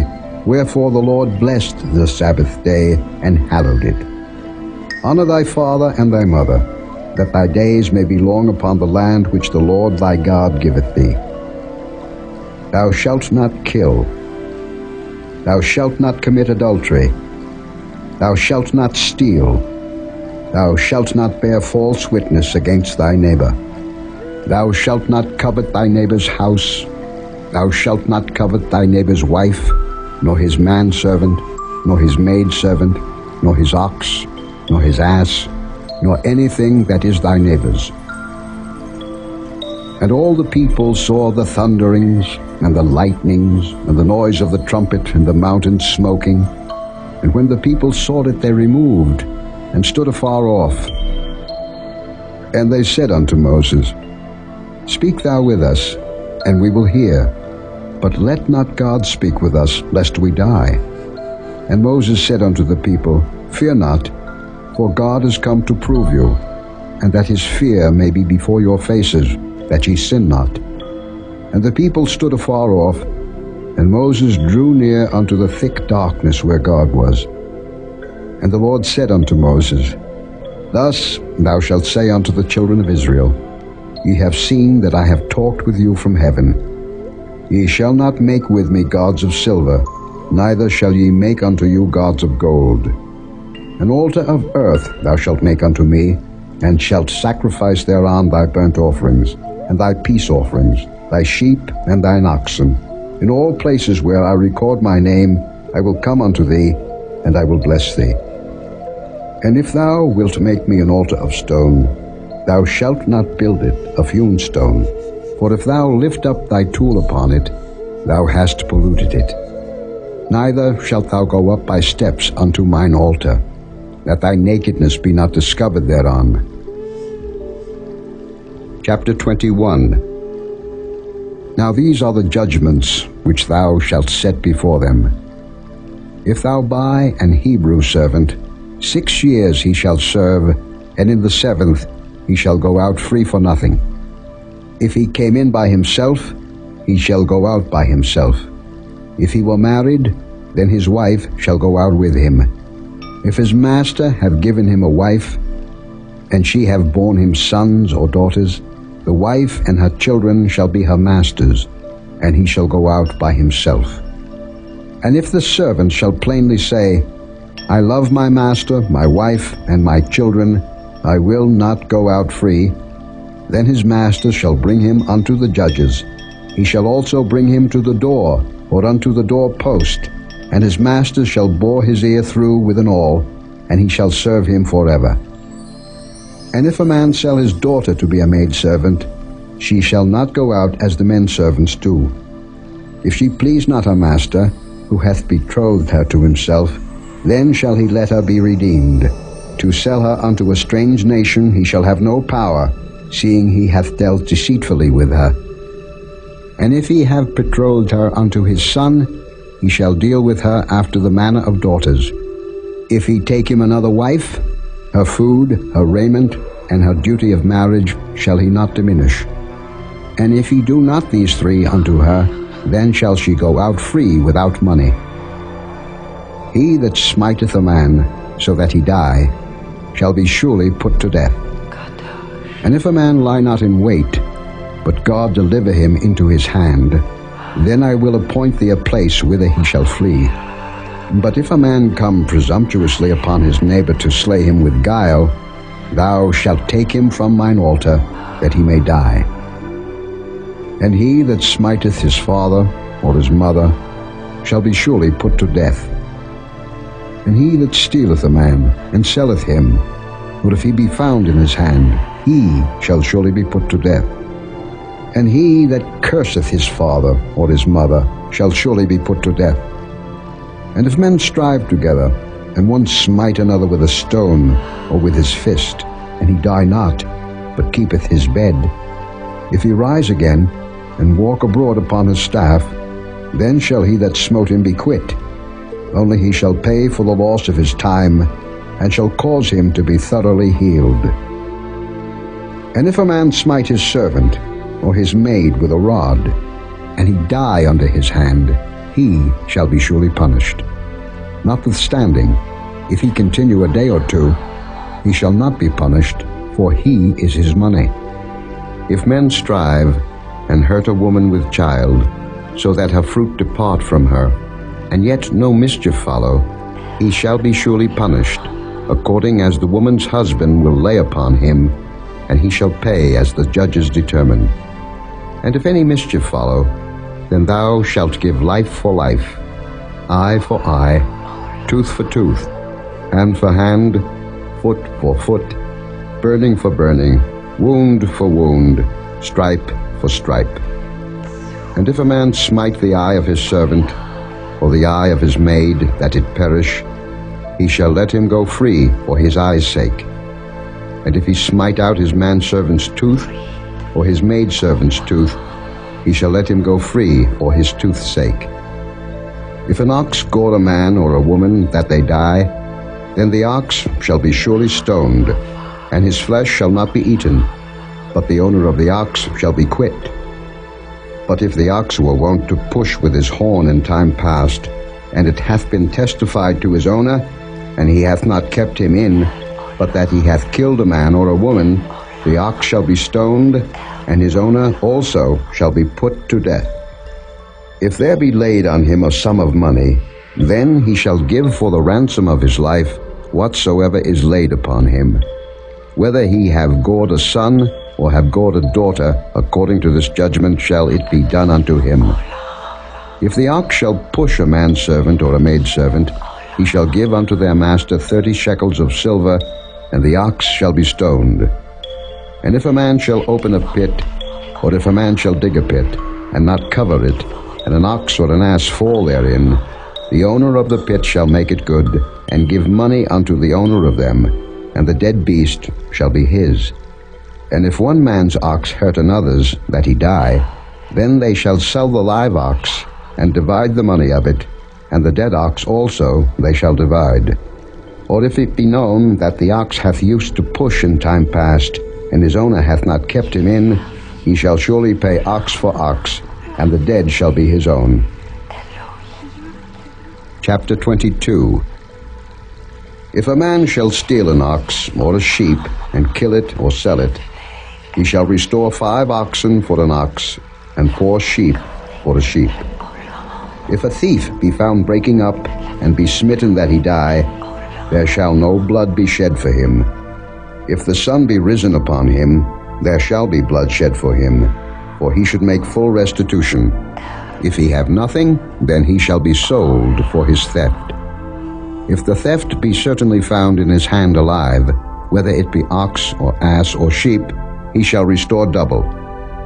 If a man shall cause a field or vineyard to be eaten, and shall put in his beast, and shall feed in another man's field, of the best of his own field, and of the best of his own vineyard, shall he make restitution. If fire break out, and catch in thorns, so that the stacks of corn, or the standing corn, or the field be consumed therewith, he that kindled the fire shall surely make restitution. If a man shall deliver unto his neighbor money or stuff to keep, and it be stolen out of the man's house, if the thief be found, let him pay double. If the thief be not found, then the master of the house shall be brought unto the judges, to see whether he have put his hand unto his neighbor's goods. For all manner of trespass, whether it be for ox, for ass, for sheep, for raiment, or for any manner of lost thing, which another challengeth to be his, the cause of both parties shall come before the judges, and whom the judges shall condemn, he shall pay double unto his neighbor.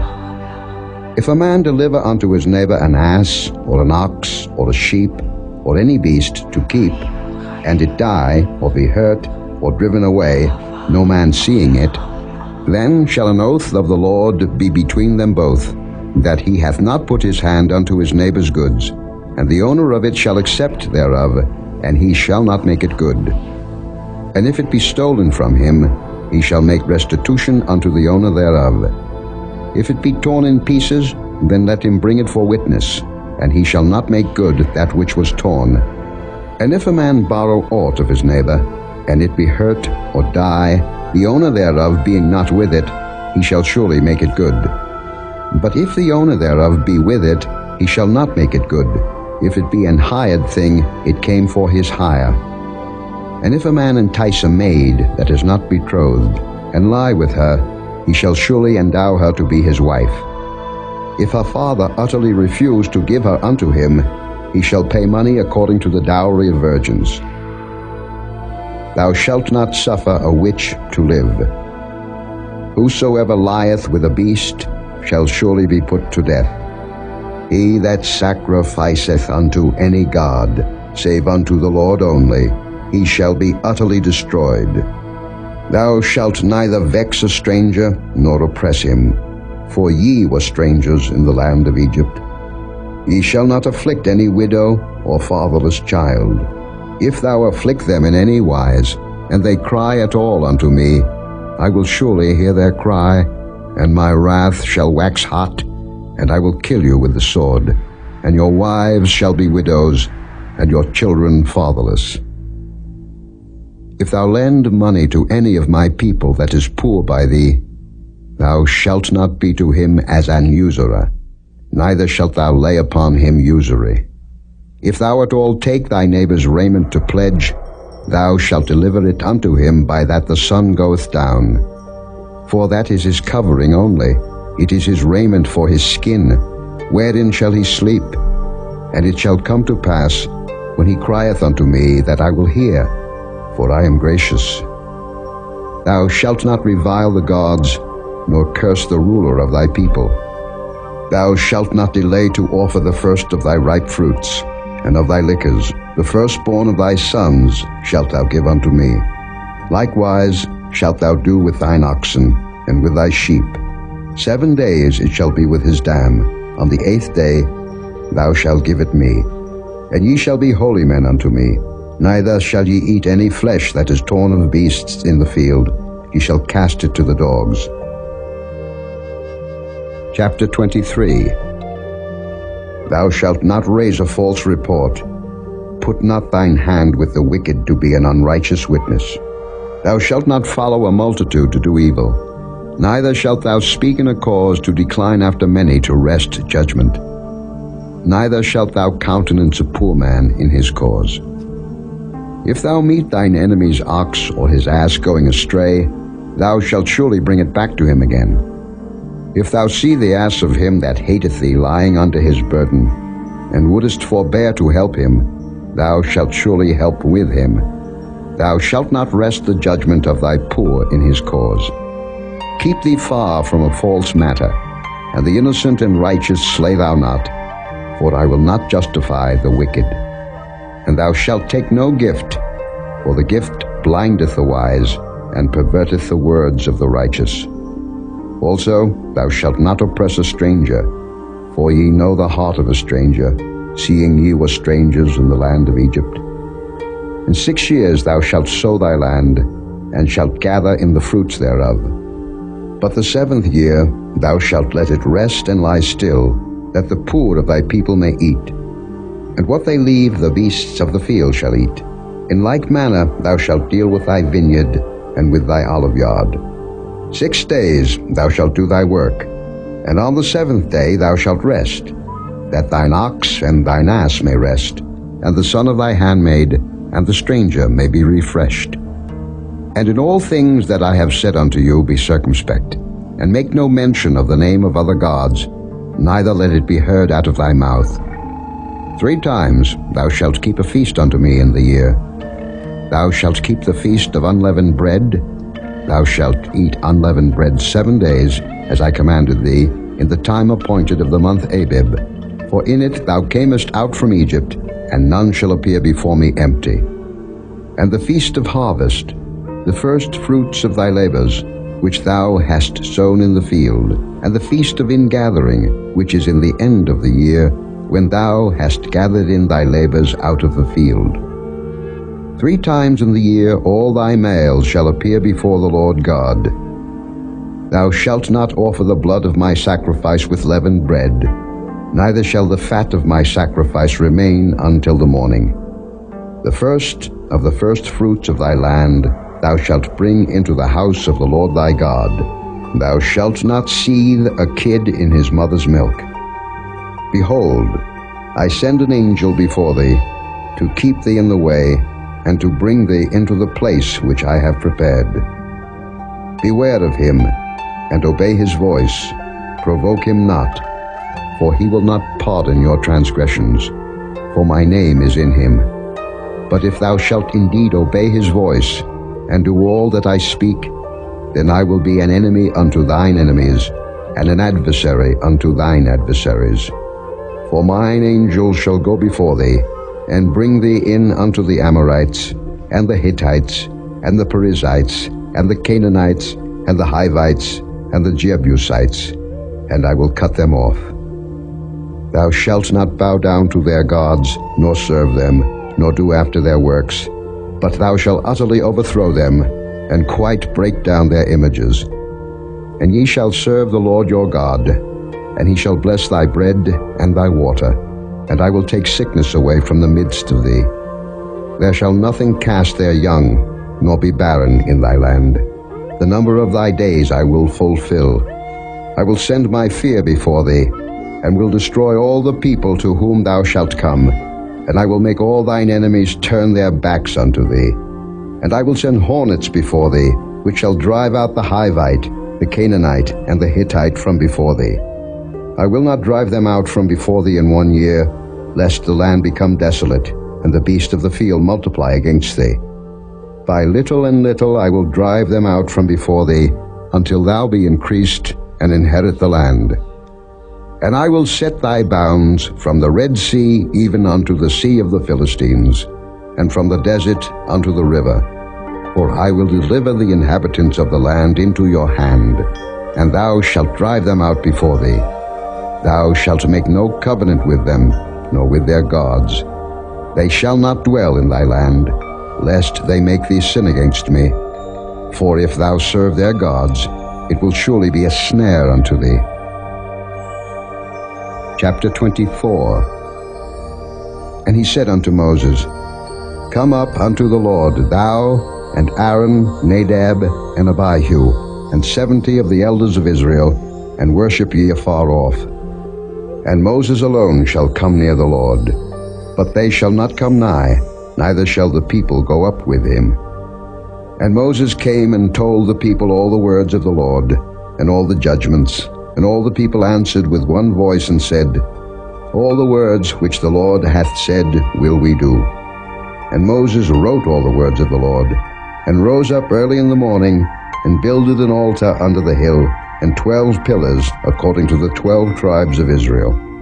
And he sent young men of the children of Israel, which offered burnt offerings, and sacrificed peace offerings of oxen unto the Lord. And Moses took half of the blood, and put it in basins, and half of the blood he sprinkled on the altar. And he took the book of the covenant, and read in the audience of the people, and they said, All that the Lord hath said will we do, and be obedient. And Moses took the blood, and sprinkled it on the people, and said, Behold the blood of the covenant, which the Lord hath made with you concerning all these words. Then went up Moses and Aaron, Nadab and Abihu, and 70 of the elders of Israel, and they saw the God of Israel. And there was under his feet as it were a paved work of a sapphire stone, and as it were the body of heaven in his clearness. And upon the nobles of the children of Israel he laid not his hand. Also they saw God, and did eat and drink. And the Lord said unto Moses, Come up to me into the mount, and be there. And I will give thee tables of stone, and a law, and commandments which I have written, that thou mayest teach them. And Moses rose up, and his minister Joshua, and Moses went up into the mount of God. And he said unto the elders, Tarry ye here for us, until we come again unto you. And behold, Aaron and Hur are with you. If any man have any matters to do, let him come unto them. And Moses went up into the mount, and a cloud covered the mount. And the glory of the Lord abode upon Mount Sinai, and the cloud covered it 6 days. And the 7th day he called unto Moses out of the midst of the cloud. And the sight of the glory of the Lord was like devouring fire on the top of the mount in the eyes of the children of Israel. And Moses went into the midst of the cloud, and gat him up into the mount. And Moses was in the mount 40 days and 40 nights. Chapter 25. And the Lord spake unto Moses, saying, Speak unto the children of Israel, that they bring me an offering. Of every man that giveth it willingly with his heart ye shall take my offering.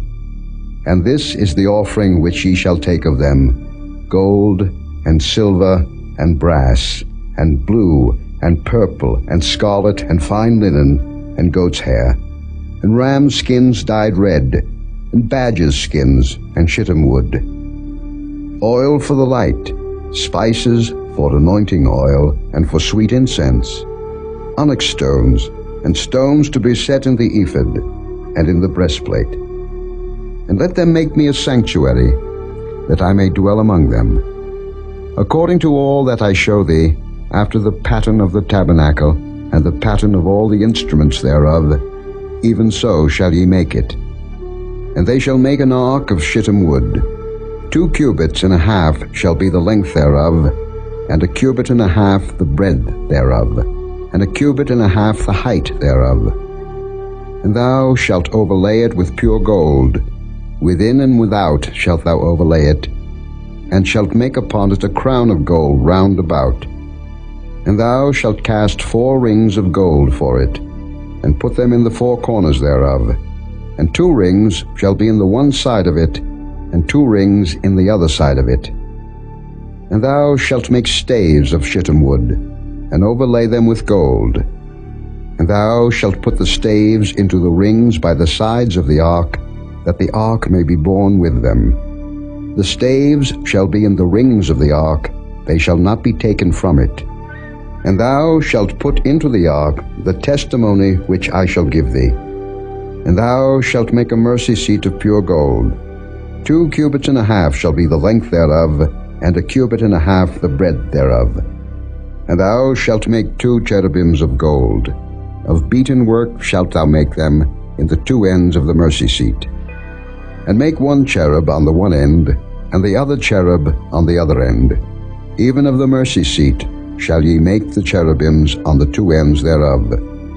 And the cherubims shall stretch forth their wings on high, covering the mercy seat with their wings, and their faces shall look one to another, toward the mercy seat shall the faces of the cherubims be. And thou shalt put the mercy seat above upon the ark, and in the ark thou shalt put the testimony that I shall give thee. And there I will meet with thee, and I will commune with thee from above the mercy seat, from between the two cherubims which are upon the ark of the testimony, of all things which I will give thee in commandment unto the children of Israel. Thou shalt also make a table of shittim wood. 2 cubits shall be the length thereof, and a cubit the breadth thereof, and a cubit and a half the height thereof. And thou shalt overlay it with pure gold, and make thereto a crown of gold round about. And thou shalt make unto it a border of an handbreadth round about, and thou shalt make a golden crown to the border thereof round about. And thou shalt make for it 4 rings of gold, and put the rings in the 4 corners that are on the 4 feet thereof. Over against the border shall the rings be for places of the staves to bear the table. And thou shalt make the staves of shittim wood, and overlay them with gold, that the table may be borne with them. And thou shalt make the dishes thereof, and spoons thereof, and covers thereof, and bowls thereof, to cover withal. Of pure gold shalt thou make them. And thou shalt set upon the table showbread before me alway. And thou shalt make a candlestick of pure gold. Of beaten work shall the candlestick be made. His shaft and his branches, his bowls, his knops, and his flowers shall be of the same. And 6 branches shall come out of the sides of it, 3 branches of the candlestick out of the one side, and 3 branches of the candlestick out of the other side. 3 bowls made like unto almonds, with a knop and a flower in one branch, and 3 bowls made like almonds in the other branch, with a knop and a flower, so in the 6 branches that come out of the candlestick. And in the candlestick shall be 4 bowls, made like unto almonds, with their knops and their flowers. And there shall be a knop under 2 branches of the same, and a knop under 2 branches of the same, and a knop under 2 branches of the same, according to the 6 branches that proceed out of the candlestick. Their knops and their branches shall be of the same. All it shall be one beaten work of pure gold. And thou shalt make the 7 lamps thereof, and they shall light the lamps thereof, that they may give light over against it. And the tongues thereof, and the snuff dishes thereof, shall be of pure gold. Of a talent of pure gold shall he make it, with all these vessels. And look that thou make them after their pattern, which was showed thee in the mount. Chapter 26. Moreover, thou shalt make the tabernacle with 10 curtains of fine twined linen, and blue and purple and scarlet. With cherubims of cunning work shalt thou make them. The length of one curtain shall be 28 cubits, and the breadth of one curtain 4 cubits. And every one of the curtains shall have one measure. The 5 curtains shall be coupled together one to another, and other 5 curtains shall be coupled one to another. And thou shalt make loops of blue upon the edge of the one curtain from the selvage in the coupling. And likewise shalt thou make in the uttermost edge of another curtain in the coupling of the second. 50 loops shalt thou make in the one curtain, and 50 loops shalt thou make in the edge of the curtain that is in the coupling of the second, that the loops may take hold one of another. And thou shalt make 50 taches of gold, and couple the curtains together with the taches, and it shall be one tabernacle. And thou shalt make curtains of goat's hair to be a covering upon the tabernacle. 11 curtains shalt thou make. The length of one curtain shall be 30 cubits, and the breadth of one curtain 4 cubits. And the 11 curtains shall be all of one measure. And thou shalt couple 5 curtains by themselves, and 6 curtains by themselves, and shalt double the 6th curtain in the forefront of the tabernacle. And thou shalt make 50 loops on the edge of the one curtain that is outmost in the coupling, and 50 loops in the edge of the curtain which coupleth the second. And thou shalt make 50 taches of brass, and put the taches into the loops, and couple the tent together, that it may be one.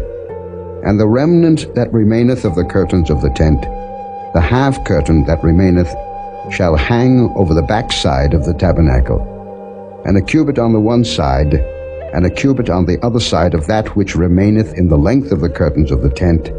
It shall hang over the sides of the tabernacle on this side and on that side to cover it. And thou shalt make a covering for the tent of ram's skins dyed red, and a covering above of badgers' skins. And thou shalt make boards for the tabernacle of shittim wood standing up. 10 cubits shall be the length of a board, and a cubit and a half shall be the breadth of one board. 2 tenons shall there be in one board, set in order one against another. Thus shalt thou make for all the boards of the tabernacle. And thou shalt make the boards for the tabernacle, 20 boards on the south side southward. And thou shalt make 40 sockets of silver under the 20 boards, 2 sockets under one board for his 2 tenons, and 2 sockets under another board for his 2 tenons. And for the second side of the tabernacle on the north side there shall be 20 boards, and there 40 sockets of silver, 2 sockets under one board, and 2 sockets under another board. And for the sides of the tabernacle westward thou shalt make 6 boards, and 2 boards shalt thou make for the corners of the tabernacle in the 2 sides. And they shall be coupled together beneath, and they shall be coupled together above the head of it unto one ring. Thus shall it be for them both. They shall be for the 2 corners. And they shall be 8 boards, and their sockets of silver 16 sockets, 2 sockets under one board, and 2 sockets under another board.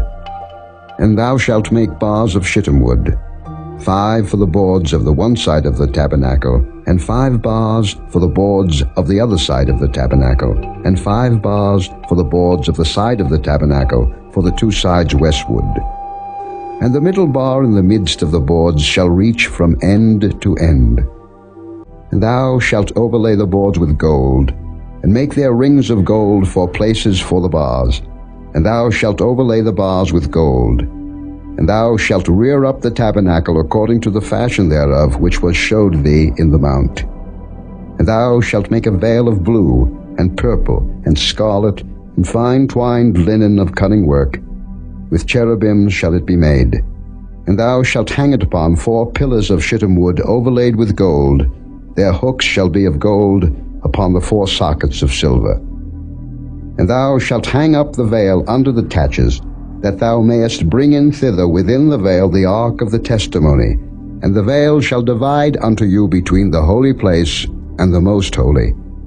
And thou shalt put the mercy seat upon the ark of the testimony in the most holy place. And thou shalt set the table without the veil, and the candlestick over against the table on the side of the tabernacle toward the south. And thou shalt put the table on the north side. And thou shalt make an hanging for the door of the tent, of blue, and purple, and scarlet, and fine twined linen, wrought with needlework. And thou shalt make for the hanging 5 pillars of shittim wood, and overlay them with gold, and their hooks shall be of gold, and thou shalt cast 5 sockets of brass for them. Chapter 27. And thou shalt make an altar of shittim wood, 5 cubits long, and 5 cubits broad. The altar shall be foursquare, and the height thereof shall be 3 cubits. And thou shalt make the horns of it upon the 4 corners thereof. His horns shall be of the same, and thou shalt overlay it with brass. And thou shalt make his pans to receive his ashes, and his shovels, and his basins, and his flesh hooks, and his fire pans. All the vessels thereof thou shalt make of brass. And thou shalt make for it a grate of network of brass, and upon the net shalt thou make 4 brazen rings in the 4 corners thereof. And thou shalt put it under the compass of the altar beneath, that the net may be even to the midst of the altar. And thou shalt make staves for the altar, staves of shittim wood, and overlay them with brass. And the staves shall be put into the rings, and the staves shall be upon the 2 sides of the altar to bear it. Hollow with boards shalt thou make it, as it was showed thee in the mount, so shall they make it. And thou shalt make the court of the tabernacle. For the south side southward There shall be hangings for the court of fine twined linen of 100 cubits long for one side, and the 20 pillars thereof, and their 20 sockets shall be of brass. The hooks of the pillars and their fillets shall be of silver. And likewise for the north side in length there shall be hangings of 100 cubits long, and his 20 pillars and their 20 sockets of brass, the hooks of the pillars and their fillets of silver. And for the breadth of the court on the west side shall be hangings of 50 cubits, their pillars 10, and their sockets 10. And the breadth of the court on the east side eastward shall be 50 cubits. The hangings of one side of the gate shall be 15 cubits, their pillars 3, and their sockets 3. And on the other side shall be hangings 15 cubits, their pillars 3, and their sockets 3. And for the gate of the court shall be an hanging of 20 cubits of blue, and purple, and scarlet, and fine twined linen, wrought with needlework, and their pillars shall be 4, and their sockets 4. All the pillars round about the court shall be filleted with silver. Their hooks shall be of silver, and their sockets of brass. The length of the court shall be 100 cubits, and the breadth 50 everywhere, and the height 5 cubits of fine twined linen, and their sockets of brass. All the vessels of the tabernacle, in all the service thereof, and all the pins thereof, and all the pins of the court, shall be of brass. And thou shalt command the children of Israel, that they bring thee pure oil olive beaten for the light, to cause the lamp to burn always. In the tabernacle of the congregation without the veil, which is before the testimony, Aaron and his sons shall order it from evening to morning before the Lord. It shall be a statute forever unto their generations on the behalf of the children of Israel. Chapter 28. And take thou unto thee Aaron thy brother, and his sons with him, from among the children of Israel, that he may minister unto me in the priest's office, even Aaron, Nadab, and Abihu, Eleazar and Ithamar, Aaron's sons. And thou shalt make holy garments for Aaron thy brother, for glory and for beauty. And thou shalt speak unto all that are wise-hearted, whom I have filled with the spirit of wisdom, that they may make Aaron's garments to consecrate him, that he may minister unto me in the priest's office. And these are the garments which they shall make: a breastplate, and an ephod, and a robe, and a broidered coat, a mitre, and a girdle. And they shall make holy garments for Aaron thy brother and his sons, that he may minister unto me in the priest's office. And they shall take gold, and blue, and purple, and scarlet, and fine linen. And they shall make the ephod of gold, of blue, and of purple, of scarlet, and fine twined linen with cunning work. It shall have the 2 shoulder pieces thereof, joined at the 2 edges thereof, and so it shall be joined together. And the curious girdle of the ephod, which is upon it, shall be of the same, according to the work thereof, even of gold, of blue, and purple, and scarlet, and fine twined linen. And thou shalt take 2 onyx stones, and grave on them the names of the children of Israel, 6 of their names on one stone, and the other 6 names of the rest on the other stone, according to their birth. With the work of an engraver in stone, like the engravings of a signet, shalt thou engrave the 2 stones with the names of the children of Israel. Thou shalt make them to be set in ouches of gold. And thou shalt put the 2 stones upon the shoulders of the ephod for stones of memorial unto the children of Israel. And Aaron shall bear their names before the Lord upon his 2 shoulders for a memorial. And thou shalt make ouches of gold, and 2 chains of pure gold at the ends. Of wreathen work shalt thou make them, and fasten the wreathen chains to the ouches. And thou shalt make the breastplate of judgment with cunning work. After the work of the ephod thou shalt make it, of gold, of blue, and of purple. and of scarlet and of fine twined linen shalt thou make it. 4 it shall be, being doubled. A span shall be the length thereof, and a span shall be the breadth thereof. And thou shalt set it in settings of stones, even 4 rows of stones. The first row shall be a sardius, a topaz, and a carbuncle. This shall be the first row. And the second row shall be an emerald, a sapphire, and a diamond. And the third row a ligure, an agate, and an amethyst.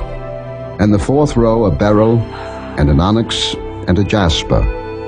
They shall be set in gold in their enclosings.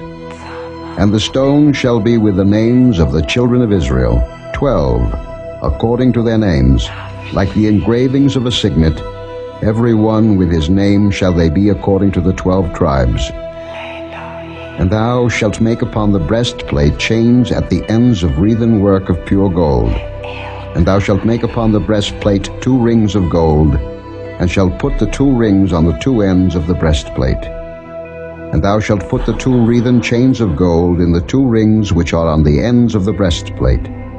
And the other 2 ends of the 2 wreathen chains thou shalt fasten in the 2 ouches, and put them on the shoulder pieces of the ephod before it. And thou shalt make 2 rings of gold, and thou shalt put them upon the 2 ends of the breastplate in the border thereof, which is in the side of the ephod inward. And 2 other rings of gold thou shalt make, and shalt put them on the 2 sides of the ephod underneath, toward the forepart thereof, over against the other coupling thereof, above the curious girdle of the ephod. And they shall bind the breastplate by the rings thereof unto the rings of the ephod with a lace of blue, that it may be above the curious girdle of the ephod, and that the breastplate be not loosed from the ephod. And Aaron shall bear the names of the children of Israel in the breastplate of judgment upon his heart, when he goeth in unto the holy place, for a memorial before the Lord continually. And thou shalt put in the breastplate of judgment the Urim and the Thummim, and they shall be upon Aaron's heart, when he goeth in before the Lord. And Aaron shall bear the judgment of the children of Israel upon his heart before the Lord continually. And thou shalt make the robe of the ephod all of blue. And there shall be an hole in the top of it, in the midst thereof. It shall have a binding of woven work round about the whole of it, as it were the hole of an habergeon, that it be not rent. And beneath upon the hem of it thou shalt make pomegranates of blue, and of purple, and of scarlet, round about the hem thereof, and bells of gold between them round about. A golden bell and a pomegranate, a golden bell and a pomegranate upon the hem of the robe round about. And it shall be upon Aaron to minister, and his sound shall be heard when he goeth in unto the holy place before the Lord, and when he cometh out, that he die not. And thou shalt make a plate of pure gold, engrave upon it, like the engravings of a signet, Holiness to the Lord. And thou shalt put it on a blue lace, that it may be upon the mitre. Upon the forefront of the mitre it shall be. And it shall be upon Aaron's forehead, that Aaron may bear the iniquity of the holy things, which the children of Israel shall hallow in all their holy gifts. And it shall be always upon his forehead, that they may be accepted before the Lord. And thou shalt embroider the coat of fine linen, and thou shalt make the mitre of fine linen, and thou shalt make the girdle of needlework. And for Aaron's sons thou shalt make coats, and thou shalt make for them girdles, and bonnets shalt thou make for them, for glory and for beauty. And thou shalt put them upon Aaron thy brother, and his sons with him, and shalt anoint them, and consecrate them, and sanctify them, that they may minister unto me in the priest's office. And thou shalt make them linen breeches to cover their nakedness, from the loins even unto the thighs they shall reach. And they shall be upon Aaron and upon his sons, when they come in unto the tabernacle of the congregation, or when they come near unto the altar to minister in the holy place, that they bear not iniquity and die, It shall be a statute forever unto him and his seed after him. Chapter 29. And this is the thing that thou shalt do unto them to hallow them, to minister unto me in the priest's office. Take 1 young bullock, and 2 rams without blemish, and unleavened bread, and cakes unleavened, tempered with oil, and wafers unleavened, anointed with oil. Of wheaten flour shalt thou make them. And thou shalt put them into 1 basket, and bring them in the basket, with the bullock and the 2 rams. And Aaron and his sons thou shalt bring unto the door of the tabernacle of the congregation, and shalt wash them with water. And thou shalt take the garments, and put upon Aaron the coat, and the robe of the ephod, and the ephod, and the breastplate, and gird him with the curious girdle of the ephod. And thou shalt put the mitre upon his head, and put the holy crown upon the mitre. Then shalt thou take the anointing oil, and pour it upon his head, and anoint him. And thou shalt bring his sons, and put coats upon them. And thou shalt gird them with girdles, Aaron and his sons, and put the bonnets on them, and the priest's office shall be theirs for a perpetual statute. And thou shalt consecrate Aaron and his sons.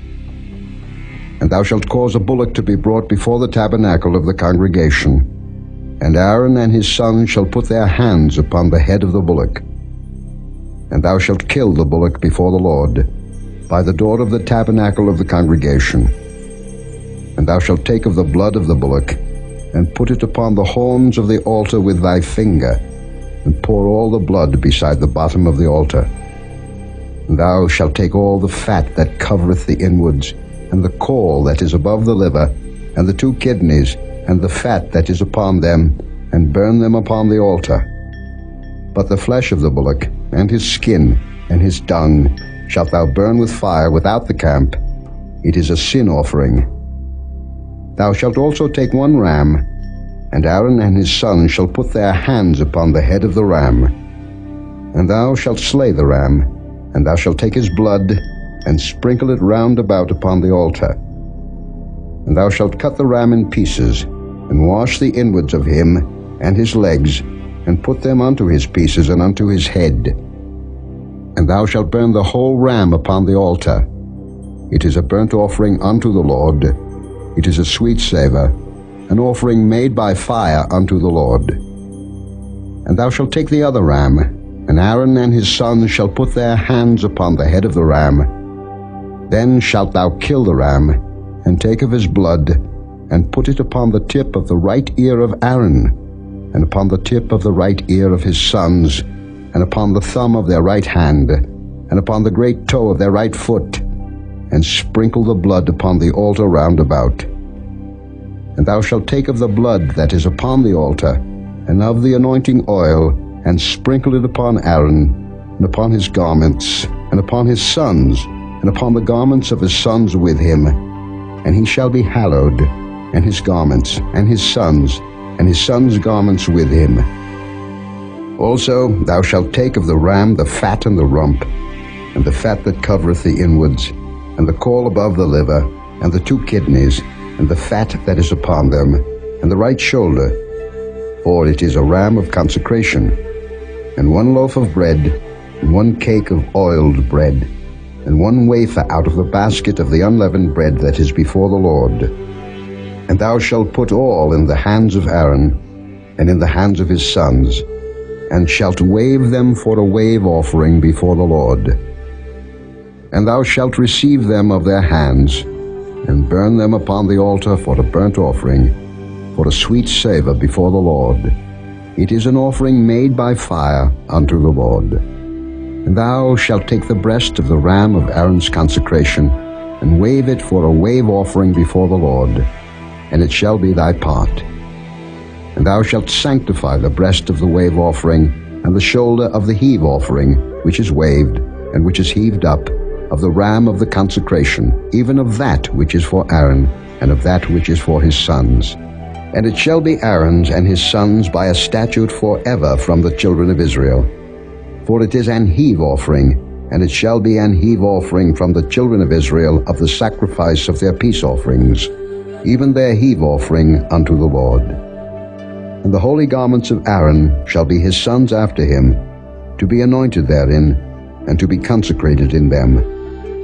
And that son that is priest in his stead shall put them on 7 days, when he cometh into the tabernacle of the congregation to minister in the holy place. And thou shalt take the ram of the consecration, and seethe his flesh in the holy place.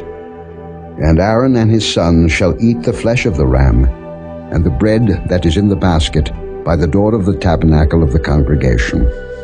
And they shall eat those things wherewith the atonement was made, to consecrate and to sanctify them. But a stranger shall not eat thereof, because they are holy. And if aught of the flesh of the consecrations or of the bread remain unto the morning, then thou shalt burn the remainder with fire. It shall not be eaten, because it is holy.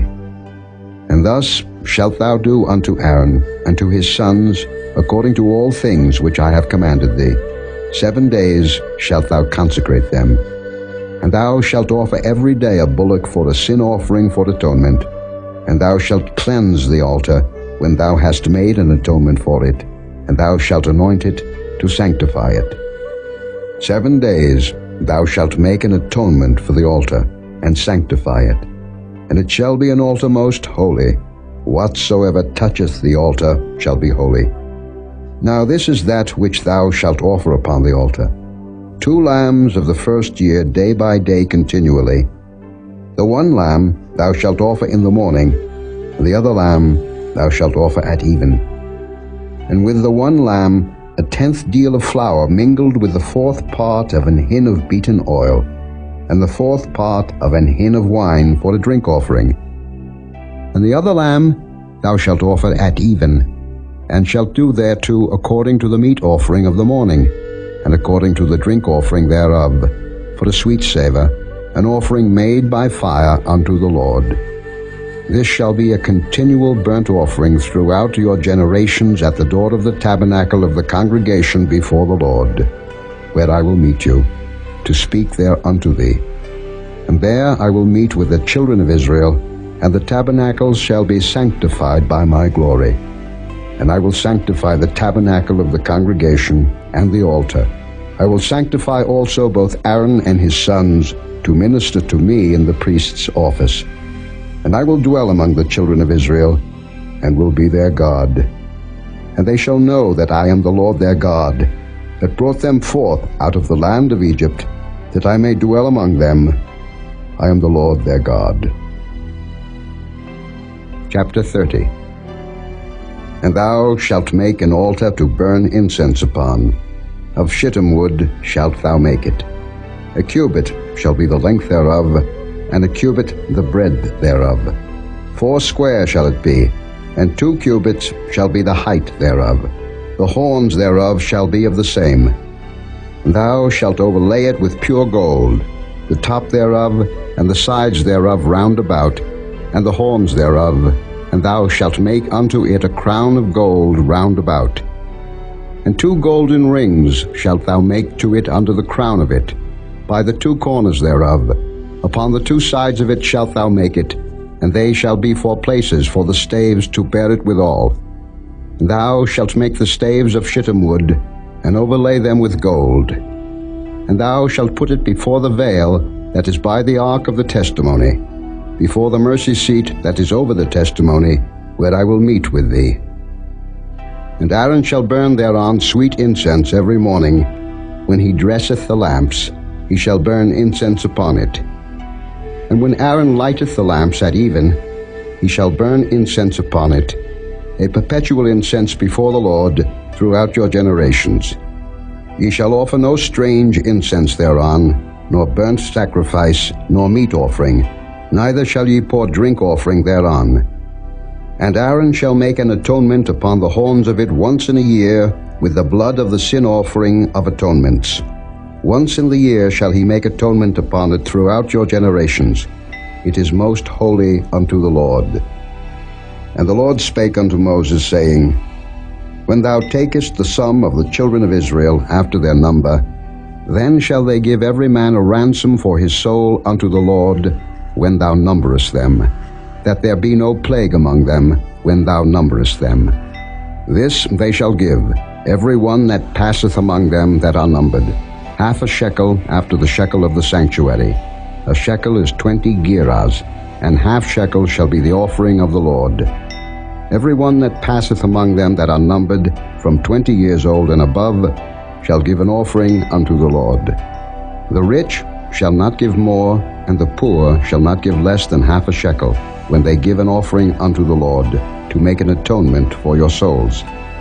And thou shalt take the atonement money of the children of Israel, and shalt appoint it for the service of the tabernacle of the congregation, that it may be a memorial unto the children of Israel before the Lord, to make an atonement for your souls. And the Lord spake unto Moses, saying, Thou shalt also make a laver of brass, and his foot also of brass, to wash withal.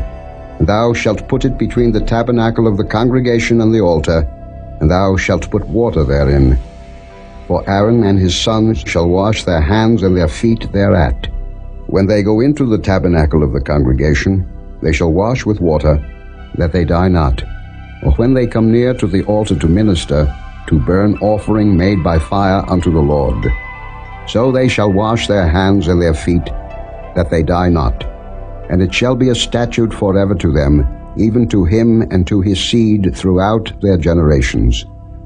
Moreover, the Lord spake unto Moses, saying, Take thou also unto thee principal spices, of pure myrrh 500 shekels, and of sweet cinnamon half so much, even 250 shekels, and of sweet calamus 250 shekels, and of cassia 500 shekels, after the shekel of the sanctuary, and of oil olive and hin. And thou shalt make it an oil of holy ointment, an ointment compound after the art of the apothecary. It shall be an holy anointing oil. And thou shalt anoint the tabernacle of the congregation therewith, and the ark of the testimony, and the table and all his vessels, and the candlestick and his vessels, and the altar of incense, and the altar of burnt offering with all his vessels, and the laver and his foot. And thou shalt sanctify them, that they may be most holy. Whatsoever toucheth them shall be holy. And thou shalt anoint Aaron and his sons, and consecrate them, that they may minister unto me in the priest's office. And thou shalt speak unto the children of Israel, saying, This shall be an holy anointing oil unto me throughout your generations. Upon man's flesh shall it not be poured, neither shall ye make any other like it, after the composition of it. It is holy, and it shall be holy unto you. Whosoever compoundeth any like it, or whosoever putteth any of it upon a stranger, shall even be cut off from his people. And the Lord said unto Moses, Take unto thee sweet spices, stacte, and onycha, and galbanum, these sweet spices with pure frankincense, of each shall there be a like weight. And thou shalt make it a perfume, a confection after the art of the apothecary, tempered together, pure and holy. And thou shalt beat some of it very small, and put of it before the testimony in the tabernacle of the congregation, where I will meet with thee. It shall be unto you most holy. And as for the perfume which thou shalt make, ye shall not make to yourselves according to the composition thereof. It shall be unto thee holy for the Lord. Whosoever shall make like unto that, to smell thereto, shall even be cut off from his people. Chapter 31. And the Lord spake unto Moses, saying, See, I have called by name Bezaleel, the son of Uri, the son of Hur, of the tribe of Judah. And I have filled him with the Spirit of God, in wisdom, and in understanding, and in knowledge, and in all manner of workmanship, to devise cunning works, to work in gold, and in silver, and in brass, and in cutting of stones, to set them, and in carving of timber, to work in all manner of workmanship. And I, behold, I have given with him Aholiab, the son of Ahisamach, of the tribe of Dan, and in the hearts of all that are wise-hearted I have put wisdom, that they may make all that I have commanded thee.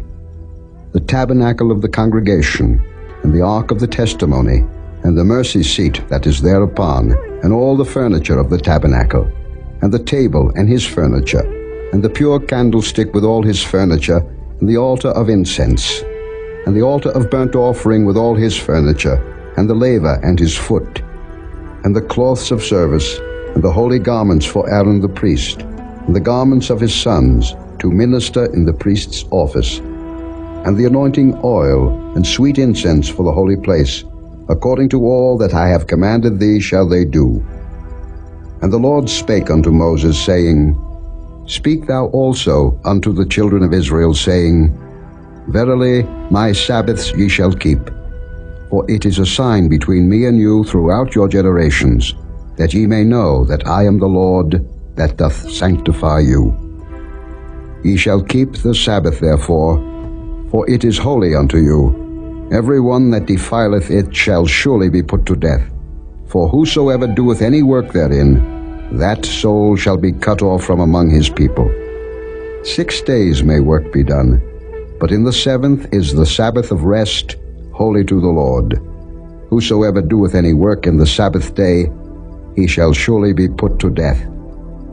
Wherefore the children of Israel shall keep the Sabbath, to observe the Sabbath throughout their generations, for a perpetual covenant.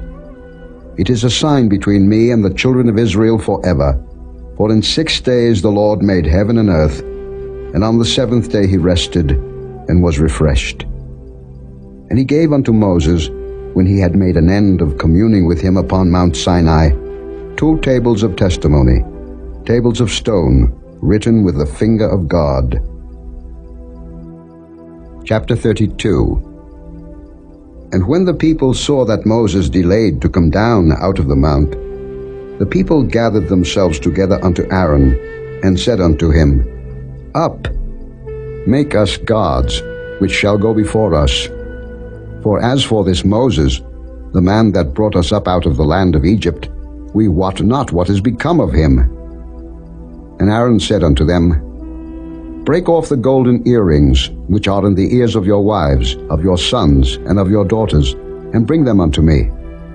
And all the people brake off the golden earrings which were in their ears, and brought them unto Aaron. And he received them at their hand, and fashioned it with a graving tool, after he had made it a molten calf. And they said, These be thy gods, O Israel, which brought thee up out of the land of Egypt. And when Aaron saw it, he built an altar before it. And Aaron made proclamation and said, Tomorrow is a feast to the Lord. And they rose up early on the morrow, and offered burnt offerings, and brought peace offerings. And the people sat down to eat and to drink, and rose up to play. And the Lord said unto Moses, Go, get thee down, for thy people, which thou broughtest out of the land of Egypt, have corrupted themselves. They have turned aside quickly out of the way which I commanded them. They have made them a molten calf, and have worshipped it, and have sacrificed thereunto, and said, These be thy gods, O Israel, which have brought thee up out of the land of Egypt. And the Lord said unto Moses, I have seen this people, and behold, it is a stiff-necked people. Now therefore let me alone, that my wrath may wax hot against them, and that I may consume them, and I will make of thee a great nation. And Moses besought the Lord his God, and said, Lord, why doth thy wrath wax hot against thy people, which thou hast brought forth out of the land of Egypt with great power and with a mighty hand?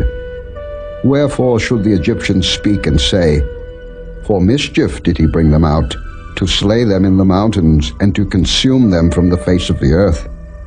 Turn from thy fierce wrath, and repent of this evil against thy people.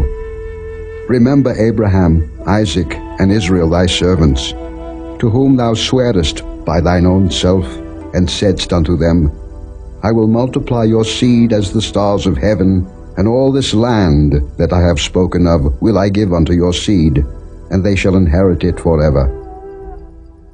And the Lord repented of the evil which he thought to do unto his people.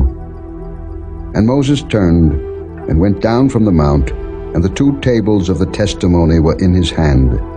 The tables were written on both their sides, on the one side and on the other were they written. And the tables were the work of God, and the writing was the writing of God, graven upon the tables. And when Joshua heard the noise of the people as they shouted, he said unto Moses, There is a noise of war in the camp. And he said, It is not the voice of them that shout for mastery, neither is it the voice of them that cry for being overcome, but the noise of them that sing do I hear. And it came to pass, as soon as he came nigh unto the camp, that he saw the calf and the dancing, and Moses' anger waxed hot, and he cast the tables out of his hands, and brake them beneath the mount. And he took the calf which they had made, and burnt it in the fire, and ground it to powder, and strawed it upon the water, and made the children of Israel drink of it. And Moses said unto Aaron, What did this people unto thee, that thou hast brought so great a sin upon them? And Aaron said, Let not the anger of my Lord wax hot. Thou knowest the people, that they are set on mischief. For they said unto me, Make us gods, which shall go before us. For as for this Moses, the man that brought us up out of the land of Egypt, we wot not what is become of him. And I said unto them, Whosoever hath any gold, let him break it off. So they gave it me. Then I cast it into the fire, and there came out this calf. And when Moses saw that the people were naked, for Aaron had made them naked unto their shame among their enemies, then Moses stood in the gate of the camp and said, Who is on the Lord's side? Let him come unto me. And all the sons of Levi gathered themselves together unto him. And he said unto them, Thus said the Lord God of Israel, Put every man his sword by his side, and go in and out from gate to gate throughout the camp, and slay every man his brother, and every man his companion, and every man his neighbor. And the children of Levi did according to the word of Moses, and there fell of the people that day about 3,000 men. For Moses had said, Consecrate yourselves today to the Lord, even every man upon his son and upon his brother, that he may bestow upon you a blessing this day. And it came to pass on the morrow that Moses said unto the people, Ye have sinned a great sin, and now I will go up unto the Lord. Peradventure I shall make an atonement for your sin. And Moses returned unto the Lord and said, O this people have sinned a great sin, and have made them gods of gold. Yet now, if thou wilt forgive their sin, and if not, blot me, I pray thee, out of thy book which thou hast written. And the Lord said unto Moses, Whosoever hath sinned against me, him will I blot out of my book. Therefore now go, lead the people unto the place of which I have spoken unto thee. Behold, mine angel shall go before thee. Nevertheless in the day when I visit, I will visit their sin upon them. And the Lord plagued the people, because they made the calf which Aaron made. Chapter 33. And the Lord said unto Moses, Depart, and go up hence, thou and the people which thou hast brought up out of the land of Egypt, unto the land which I swear unto Abraham, to Isaac, and to Jacob, saying, Unto thy seed will I give it. And I will send an angel before thee, and I will drive out the Canaanite, the Amorite, and the Hittite, and the Perizzite, the Hivite, and the Jebusite, unto a land flowing with milk and honey. For I will not go up in the midst of thee, for thou art a stiff-necked people, lest I consume thee in the way. And when the people heard these evil tidings, they mourned, and no man did put on him his ornaments. For the Lord had said unto Moses, Say unto the children of Israel, Ye are a stiff-necked people. I will come up into the midst of thee in a moment, and consume thee. Therefore now put off thy ornaments from thee, that I may know what to do unto thee. And the children of Israel stripped themselves of their ornaments by the Mount Horeb. And Moses took the tabernacle, and pitched it without the camp, afar off from the camp, and called it the tabernacle of the congregation. And it came to pass, that every one which sought the Lord went out unto the tabernacle of the congregation, which was without the camp. And it came to pass, when Moses went out unto the tabernacle, that all the people rose up, and stood every man at his tent door, and looked after Moses, until he was gone into the tabernacle. And it came to pass, as Moses entered into the tabernacle, the cloudy pillar descended, and stood at the door of the tabernacle, and the Lord talked with Moses. And all the people saw the cloudy pillar stand at the tabernacle door, and all the people rose up and worshipped, every man in his tent door. And the Lord spake unto Moses face to face, as a man speaketh unto his friend. And he turned again into the camp. But his servant Joshua the son of Nun, a young man, departed not out of the tabernacle. And Moses said unto the Lord, See, thou sayest unto me, Bring up these people, and thou hast not let me know whom thou wilt send with me.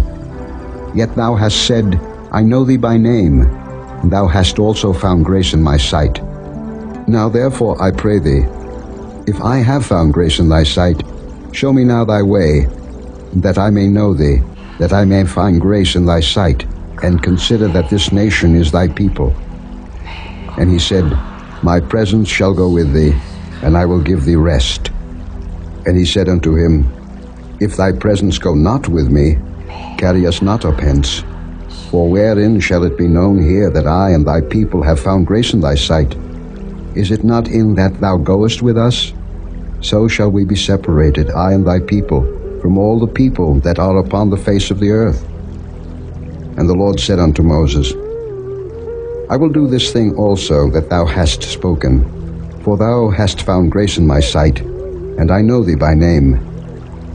And he said, I beseech thee, show me thy glory.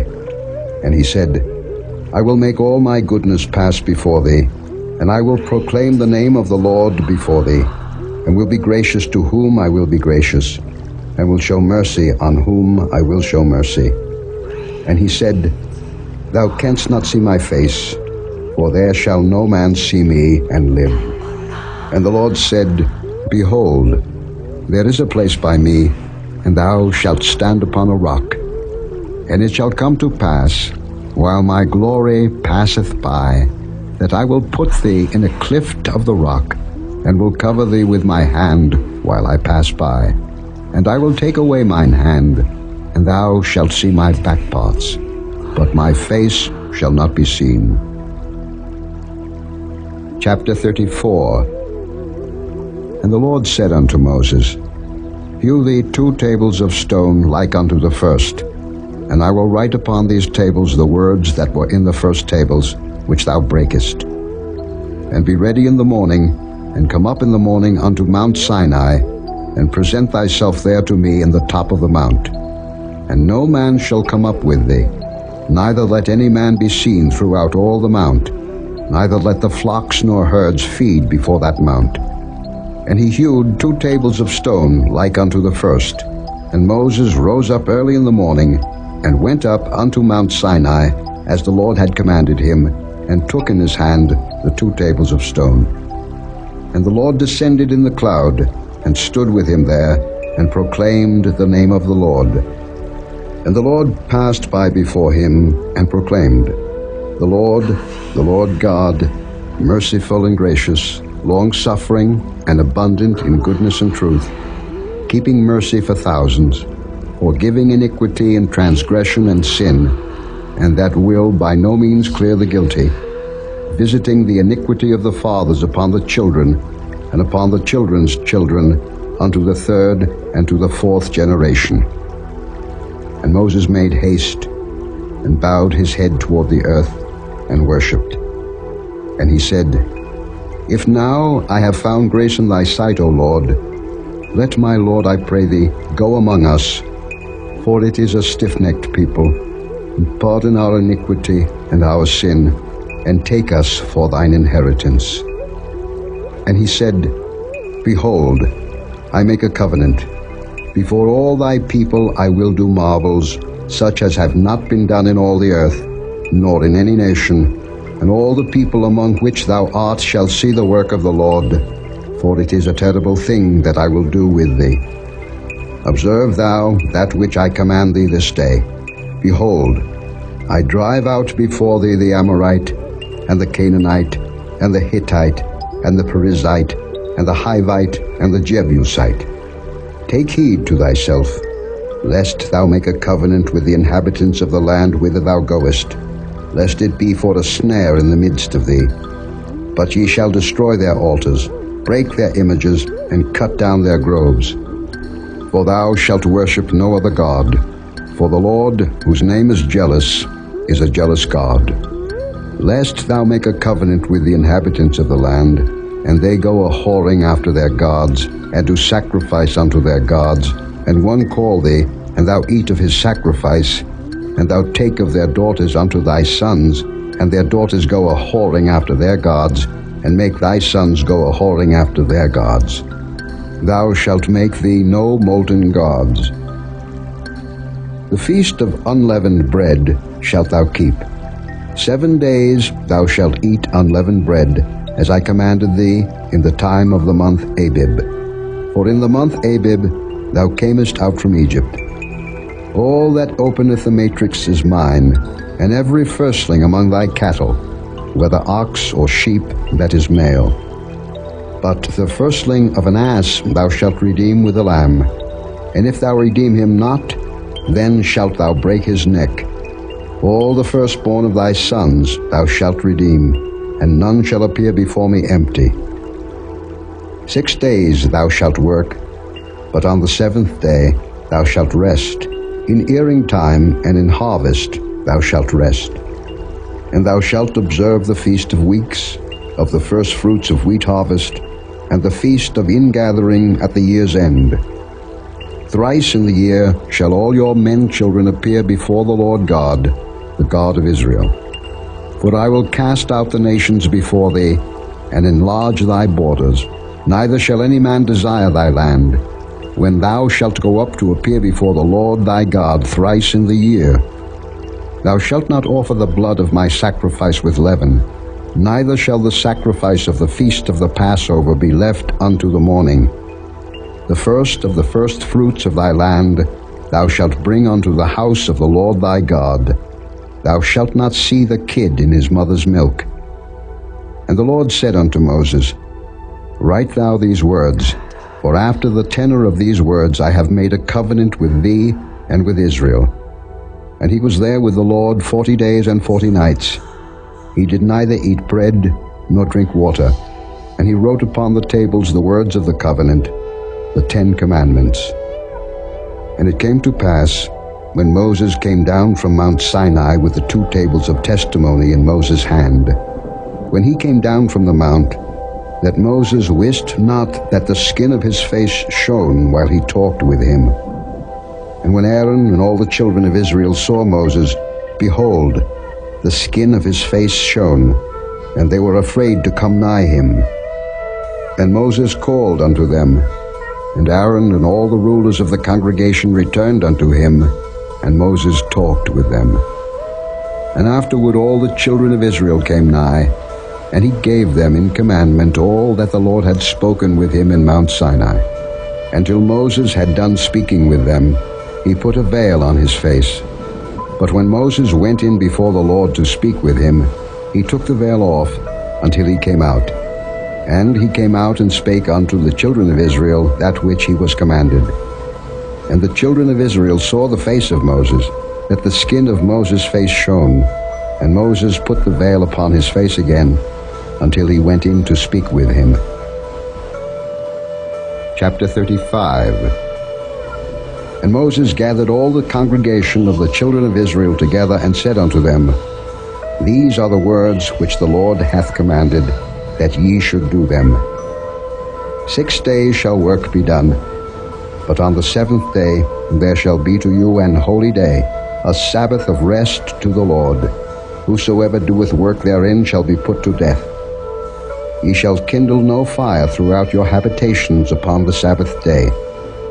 And Moses spake unto all the congregation of the children of Israel, saying, This is the thing which the Lord commanded, saying, Take ye from among you an offering unto the Lord.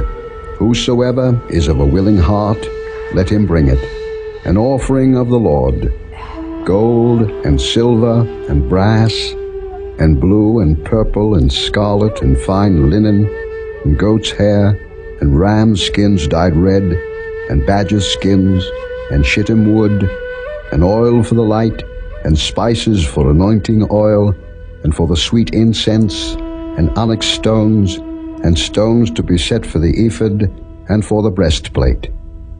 And every wise-hearted among you shall come, and make all that the Lord hath commanded: the tabernacle, his tent, and his covering, his taches, and his boards, his bars, his pillars, and his sockets; the ark, and the staves thereof, with the mercy seat, and the veil of the covering; the table, and his staves, and all his vessels, and the showbread; the candlestick also for the light, and his furniture, and his lamps, with the oil for the light; and the incense altar, and his staves, and the anointing oil, and the sweet incense, and the hanging for the door at the entering in of the tabernacle; the altar of burnt offering, with his brazen grate, his staves, and all his vessels, the laver and his foot; the hangings of the court, his pillars and their sockets, and the hanging for the door of the court; the pins of the tabernacle, and the pins of the court, and their cords; the cloths of service, to do service in the holy place; the holy garments for Aaron the priest, and the garments of his sons, to minister in the priest's office. And all the congregation of the children of Israel departed from the presence of Moses. And they came, every one whose heart stirred him up, and every one whom his spirit made willing, and they brought the Lord's offering to the work of the tabernacle of the congregation, and for all his service, and for the holy garments. And they came, both men and women, as many as were willing-hearted, and brought bracelets and earrings and rings and tablets, all jewels of gold. And every man that offered an offering of gold unto the Lord. And every man with whom was found blue and purple and scarlet and fine linen and goat's hair and red skins of rams and badger's skins brought them. Every one that did offer an offering of silver and brass brought the Lord's offering. And every man with whom was found shittim wood for any work of the service brought it.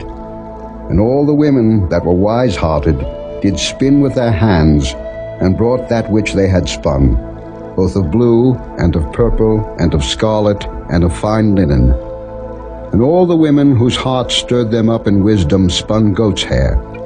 And the rulers brought onyx stones, and stones to be set for the ephod, and for the breastplate, and spice, and oil for the light, and for the anointing oil, and for the sweet incense. The children of Israel brought a willing offering unto the Lord, every man and woman, whose heart made them willing to bring for all manner of work, which the Lord had commanded to be made by the hand of Moses. And Moses said unto the children of Israel, See, the Lord hath called by name Bezaleel the son of Uri, the son of Hur, of the tribe of Judah.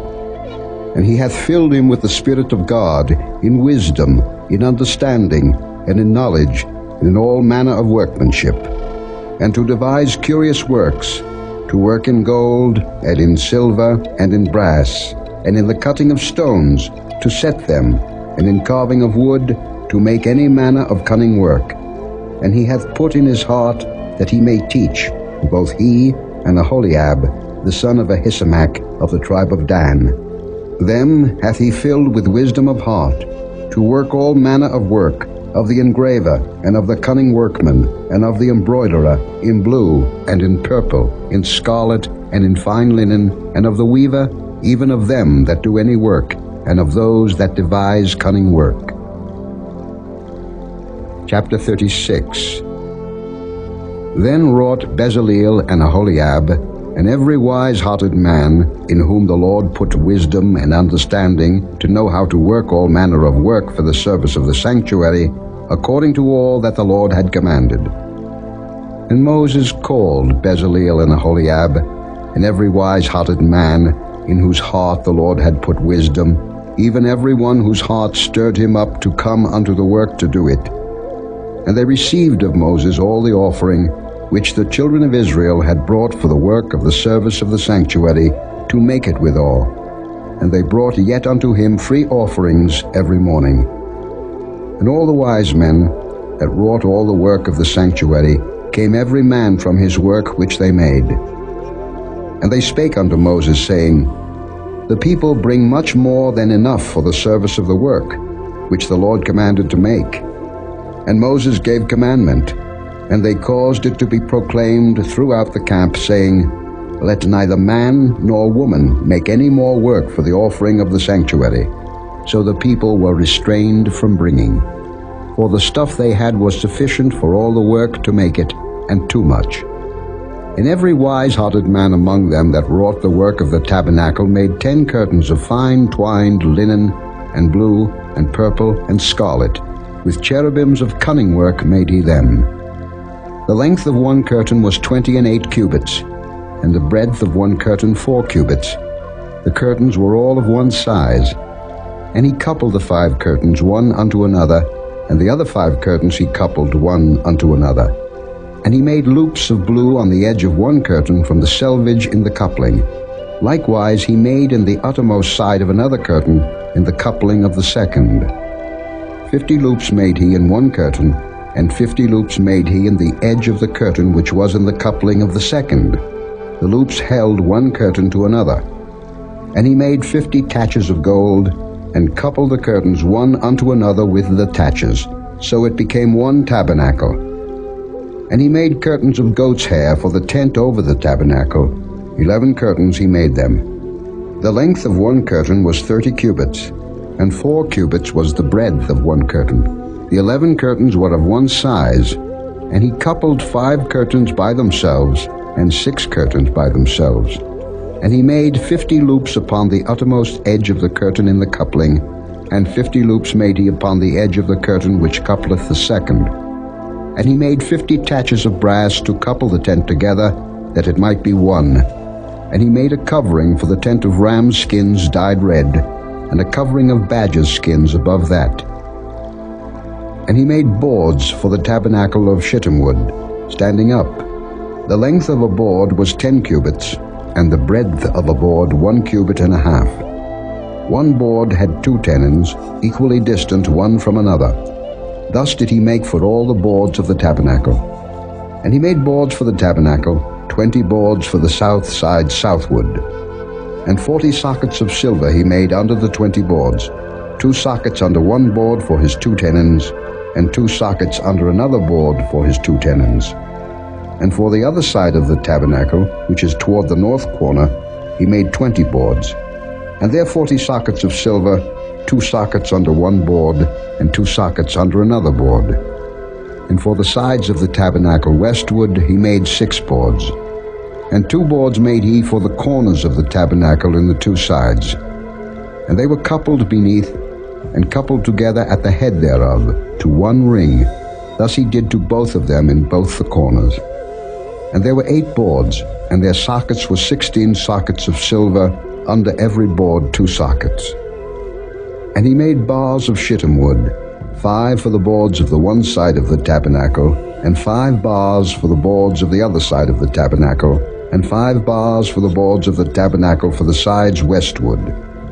And he made the middle bar to shoot through the boards from the one end to the other.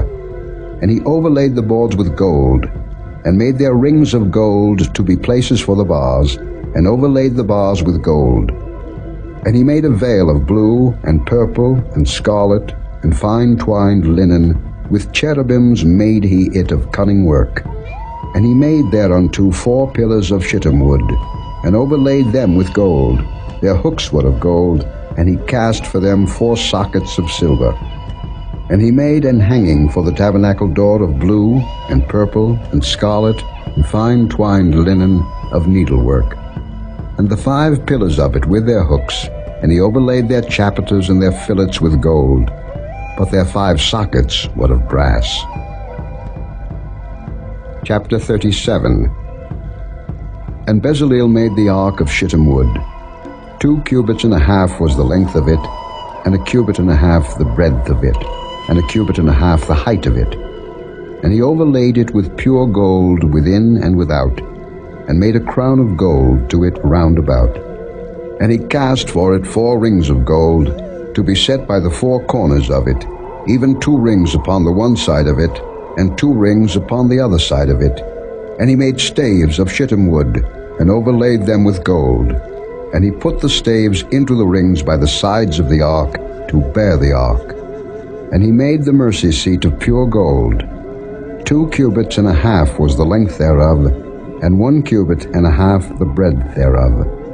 And he made 2 cherubims of gold. Beaten out of 1 piece made he them, on the 2 ends of the mercy seat. 1 cherub on the end on this side, and another cherub on the other end on that side. Out of the mercy seat made he the cherubims on the 2 ends thereof. And the cherubims spread out their wings on high, and covered with their wings over the mercy seat, with their faces one to another, even to the mercy seatward were the faces of the cherubims. And he made the table of shittim wood. 2 cubits was the length thereof, and a cubit the breadth thereof, and a cubit and a half the height thereof. And he overlaid it with pure gold, and made thereunto a crown of gold round about. Also he made thereunto a border of an handbreadth round about, and made a crown of gold for the border thereof round about. And he cast for it 4 rings of gold, and put the rings upon the 4 corners that were in the 4 feet thereof. Over against the border were the rings, the places for the staves to bear the table. And he made the staves of shittim wood, and overlaid them with gold to bear the table.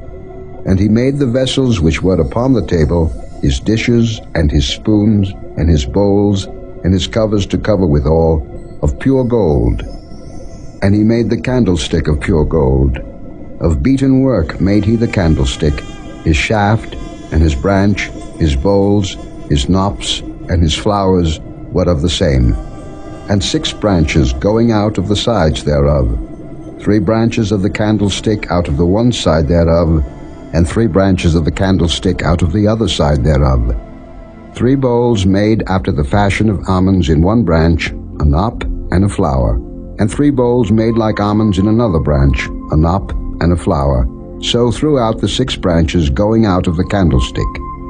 And in the candlestick were 4 bowls made like almonds, his knops and his flowers, and a knop under 2 branches of the same, and a knop under 2 branches of the same, and a knop under 2 branches of the same, according to the 6 branches going out of it. Their knops and their branches were of the same. All of it was one beaten work of pure gold. And he made his 7 lamps, and his snuffers, and his snuff dishes of pure gold. Of a talent of pure gold made he it, and all the vessels thereof. And he made the incense altar of shittim wood. The length of it was a cubit, and the breadth of it a cubit. It was 4 square, and 2 cubits was the height of it. The horns thereof were of the same. And he overlaid it with pure gold, both the top of it, and the sides thereof round about, and the horns of it. Also he made unto it a crown of gold round about. And he made 2 rings of gold for it under the crown thereof, by the 2 corners of it, upon the 2 sides thereof, to be places for the staves to bear it withal. And he made the staves of shittim wood, and overlaid them with gold. And he made the holy anointing oil, and the pure incense of sweet spices, according to the work of the apothecary. Chapter 38. And he made the altar of burnt offering of shittim wood. 5 cubits was the length thereof, and 5 cubits the breadth thereof. It was 4 square, and 3 cubits the height thereof. And he made the horns thereof on the 4 corners of it. The horns thereof were of the same, and he overlaid it with brass. And he made all the vessels of the altar, the pots and the shovels and the basins, and the flesh hooks and the fire pans. All the vessels thereof made he of brass. And he made for the altar a brazen grate of network under the compass thereof beneath unto the midst of it. And he cast 4 rings for the 4 ends of the grate of brass, to be places for the staves. And he made the staves of shittim wood, and overlaid them with brass. And he put the staves into the rings on the sides of the altar, to bear it withal, he made the altar hollow with boards. And he made the laver of brass, and the foot of it of brass, of the looking glasses of the women assembling, which assembled at the door of the tabernacle of the congregation. And he made the court. On the south side, southward, the hangings of the court were of fine twined linen, 100 cubits. Their pillars were 20, and their brazen sockets 20. The hooks of the pillars and their fillets were of silver. And for the north side, the hangings were 100 cubits. Their pillars were 20, and their sockets of brass 20. The hooks of the pillars and their fillets of silver. And for the west side were hangings of 50 cubits. Their pillars 10, and their sockets 10. The hooks of the pillars and their fillets of silver. And for the east side, eastward 50 cubits. The hangings of the one side of the gate were 15 cubits. Their pillars 3, and their sockets 3. And for the other side of the court gate, on this hand and that hand, were hangings of 15 cubits. Their pillars 3, and their sockets 3. All the hangings of the court round about were of fine twined linen, and the sockets for the pillars were of brass. The hooks of the pillars and their fillets of silver, and the overlaying of their chapiters of silver, and all the pillars of the court were filleted with silver. And the hanging for the gate of the court was needlework, of blue and purple and scarlet and fine twined linen, and 20 cubits was the length, and the height in the breadth was 5 cubits, answerable to the hangings of the court. And their pillars were 4, and their sockets of brass 4, their hooks of silver, and the overlaying of their chapiters and their fillets of silver. And all the pins of the tabernacle and of the court round about were of brass. This is the sum of the tabernacle, even of the tabernacle of testimony, as it was counted, according to the commandment of Moses, for the service of the Levites, by the hand of Ithamar, son to Aaron the priest. And Bezaleel the son of Uri, the son of Hur, of the tribe of Judah, made all that the Lord commanded Moses. And with him was Aholiab, son of Ahisamach, of the tribe of Dan, an engraver, and a cunning workman, and an embroiderer in blue, and in purple, and in scarlet, and fine linen. All the gold that was occupied for the work and all the work of the holy place, even the gold of the offering, was 29 talents, and 730 shekels, after the shekel of the sanctuary. And the silver of them that were numbered of the congregation was 100 talents, and 1,760 shekels, after the shekel of the sanctuary. A bekah for every man, that is, half a shekel, after the shekel of the sanctuary, for every one that went to be numbered, from 20 years old and upward, for 600,000 and 3,550 men. And of the 100 talents of silver were cast the sockets of the sanctuary, and the sockets of the veil, and 100 sockets of the 100 talents, a talent for a socket. And of the 1,775 shekels, he made hooks for the pillars, and overlaid their chapiters, and filleted them. And the brass of the offering was 70 talents, and 2,400 shekels. And therewith he made the sockets to the door of the tabernacle of the congregation, and the brazen altar, and the brazen grate for it, and all the vessels of the altar, and the sockets of the court round about, and the sockets of the court gate, and all the pins of the tabernacle, and all the pins of the court round about. Chapter 39. And of the blue and purple and scarlet they made cloths of service, to do service in the holy place, and made the holy garments for Aaron, as the Lord commanded Moses. And he made the ephod of gold, blue and purple, and scarlet, and fine twined linen. And they did beat the gold into thin plates, and cut it into wires, to work it in the blue, and in the purple, and in the scarlet, and in the fine linen, with cunning work. They made shoulder pieces for it, to couple it together. By the 2 edges was it coupled together. And the curious girdle of his ephod that was upon it was of the same, according to the work thereof, of gold, blue and purple, and scarlet and fine twined linen, as the Lord commanded Moses. And they wrought onyx stones enclosed in ouches of gold, graven as signets are graven, with the names of the children of Israel. And he put them on the shoulders of the ephod, that they should be stones for a memorial to the children of Israel, as the Lord commanded Moses. And he made the breastplate of cunning work, like the work of the ephod, of gold, blue and purple, and scarlet, and fine twined linen. It was 4 square. They made the breastplate double. A span was the length thereof, and a span the breadth thereof, being doubled. And they set in it 4 rows of stones. The first row was a sardius, a topaz, and a carbuncle. This was the first row. And the second row, an emerald, a sapphire, and a diamond. And the third row, a ligure, an agate, and an amethyst. And the fourth row, a beryl, an onyx, and a jasper. They were enclosed in ouches of gold in their enclosings. And the stones were according to the names of the children of Israel, 12, according to their names, like the engravings of a signet, every one with his name, according to the 12 tribes.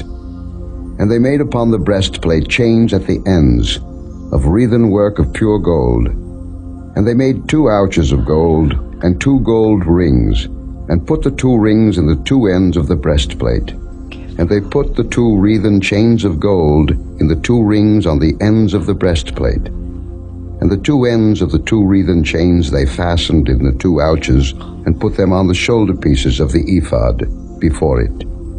And they made 2 rings of gold, and put them on the 2 ends of the breastplate, upon the border of it, which was on the side of the ephod inward.